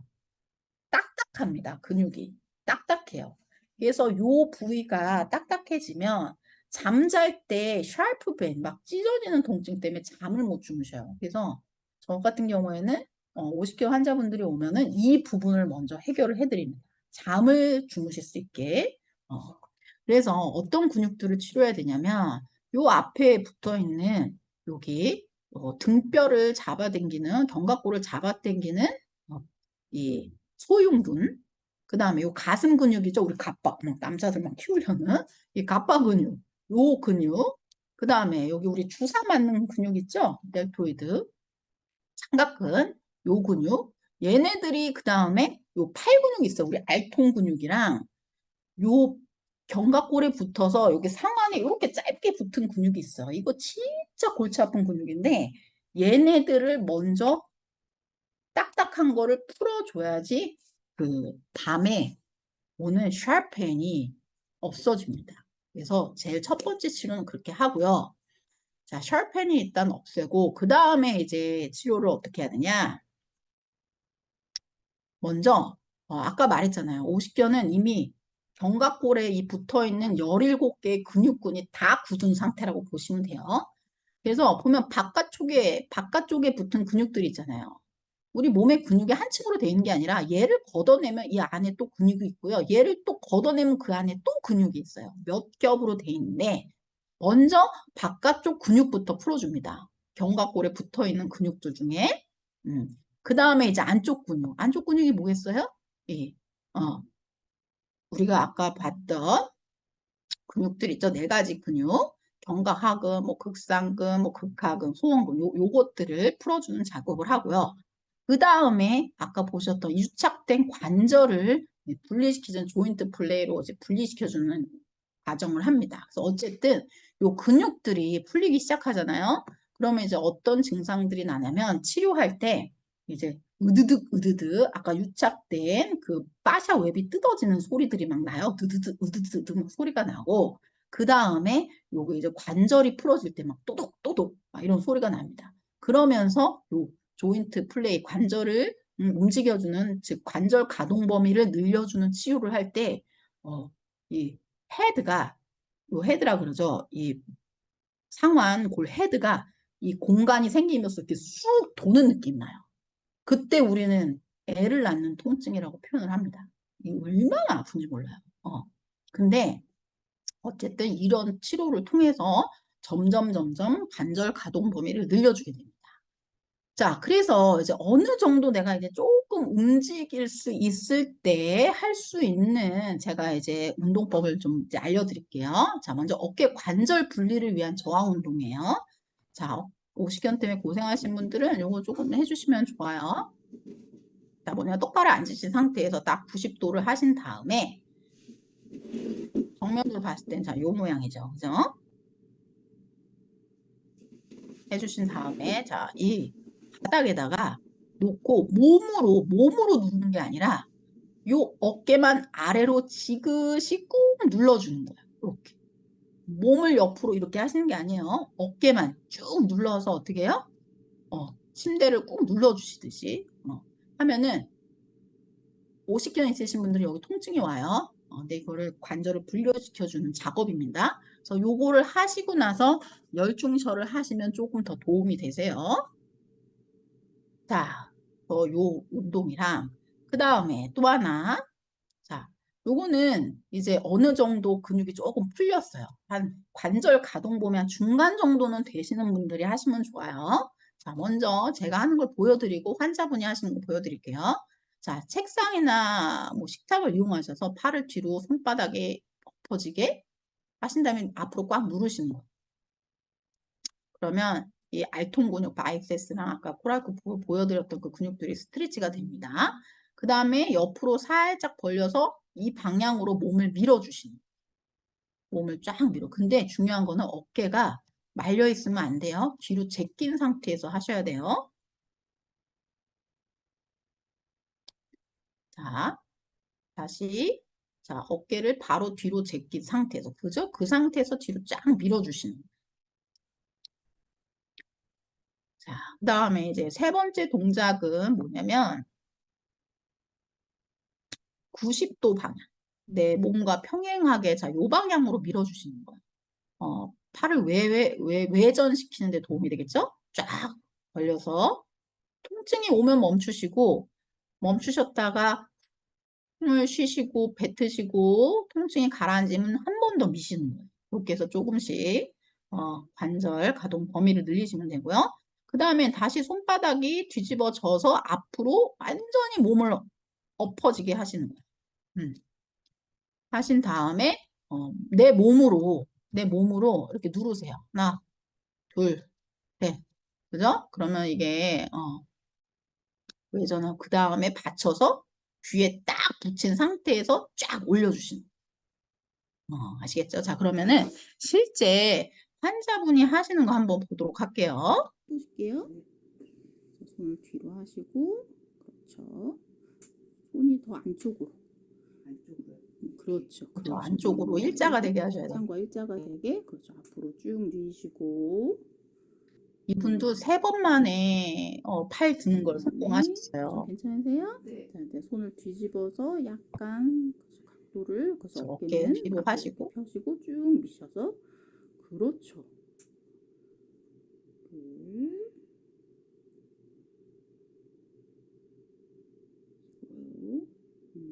좋아요. 통증이 가라앉으시면 조금 더 밀어도 좋아요. 통증이 가라앉으면 한 번 더 밀어주는 거예요. 팔꿈치는 자꾸 피셔야 돼요. 오케이. 통증이 가라앉으시면 다음 동작으로 바꿀게요. 그 다음에 이제 외전을 그렇죠. 도와주는 앞으로 쭉 통증이 오면 일단 멈추고 갑니다. 숨을 후 뱉으시면서 가라앉으면 한 번 더 밀어주시는 거죠. 오케이. 좋아요. 오, 훨씬 좋아요. 아까보다. 그다음에 손을 다시 이제 손바닥이 뒤집어서 하늘을 향하게 하시고 앞으로 완전히 엎드린 자세에서 반대쪽 손으로 팔을 받쳐서 좋습니다. 그다음에 들어 올리시는 거예요. 그게 받아서 딱 다리 붙인 그대로 팔꿈치 쫙 펴신 상태에서 올리세요. 좋아요. 피자 안 그리고 펴져요. 팔꿈치 50개 환자분들. 쭉 피게 노력하죠. 그대로 유지하고 계세요. 정말 아파요. 하나, 둘, 유지하셔야 돼요. 귀에 최대한 붙게. 그렇죠. 자, 그래서 50견 어느 정도 관절 가동 범위가 나오시는 분들은 이런 운동 좀 하시면 좋고요. 자, 그 다음에 이제 풀링 엑서사이즈에 대해서 말씀드릴게요. 선생님, 제가 한 가지 지금 시간이 12시 11분이라 저희가 원래 약속을 12시에 끝나기로 했거든요. 아, 12시 반이 해드릴게요. 아니고요. 네, 12시였어요. 아, 오케이. 그러면은 제가 5분 안에 끝낼게요. 네. 네, 그래서 이제 풀링 엑서사이즈 같은 경우에는 이런 기계를 사용하시면 되는데, 이렇게 걸어서 뭐 웹사이트에 치시면 이런 거 나와요. 그래서 걸어 놓고 관절 가동 범위를 늘려주시는 운동을 하면 됩니다. 그래서 손바닥이 이렇게 정면을 향하면 안 되고 내 얼굴 쪽을 보게 하고 하시면 됩니다. 그다음에 이제 뒤로 할 때는 이렇게 해서 이거 제일 힘들잖아요. 열중처 동작. 그래서 이 끈을 이용해서 이렇게 잡고 어떻게 해요? 쫙 잡아 당겨서 옆구리를 붙인 상태에서 쭉 올려주시면 됩니다.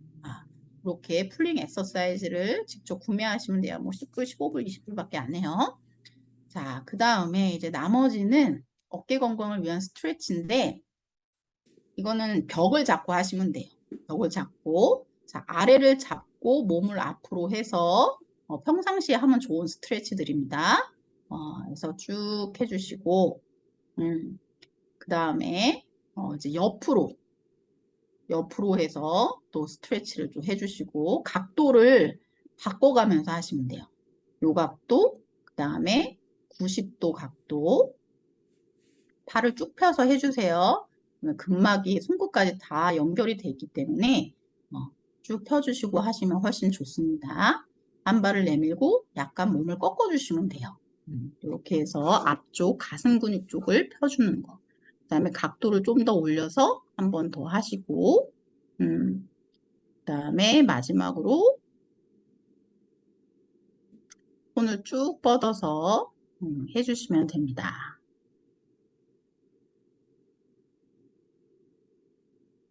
170도까지 이렇게 각도를 잡아주시면 되겠어요.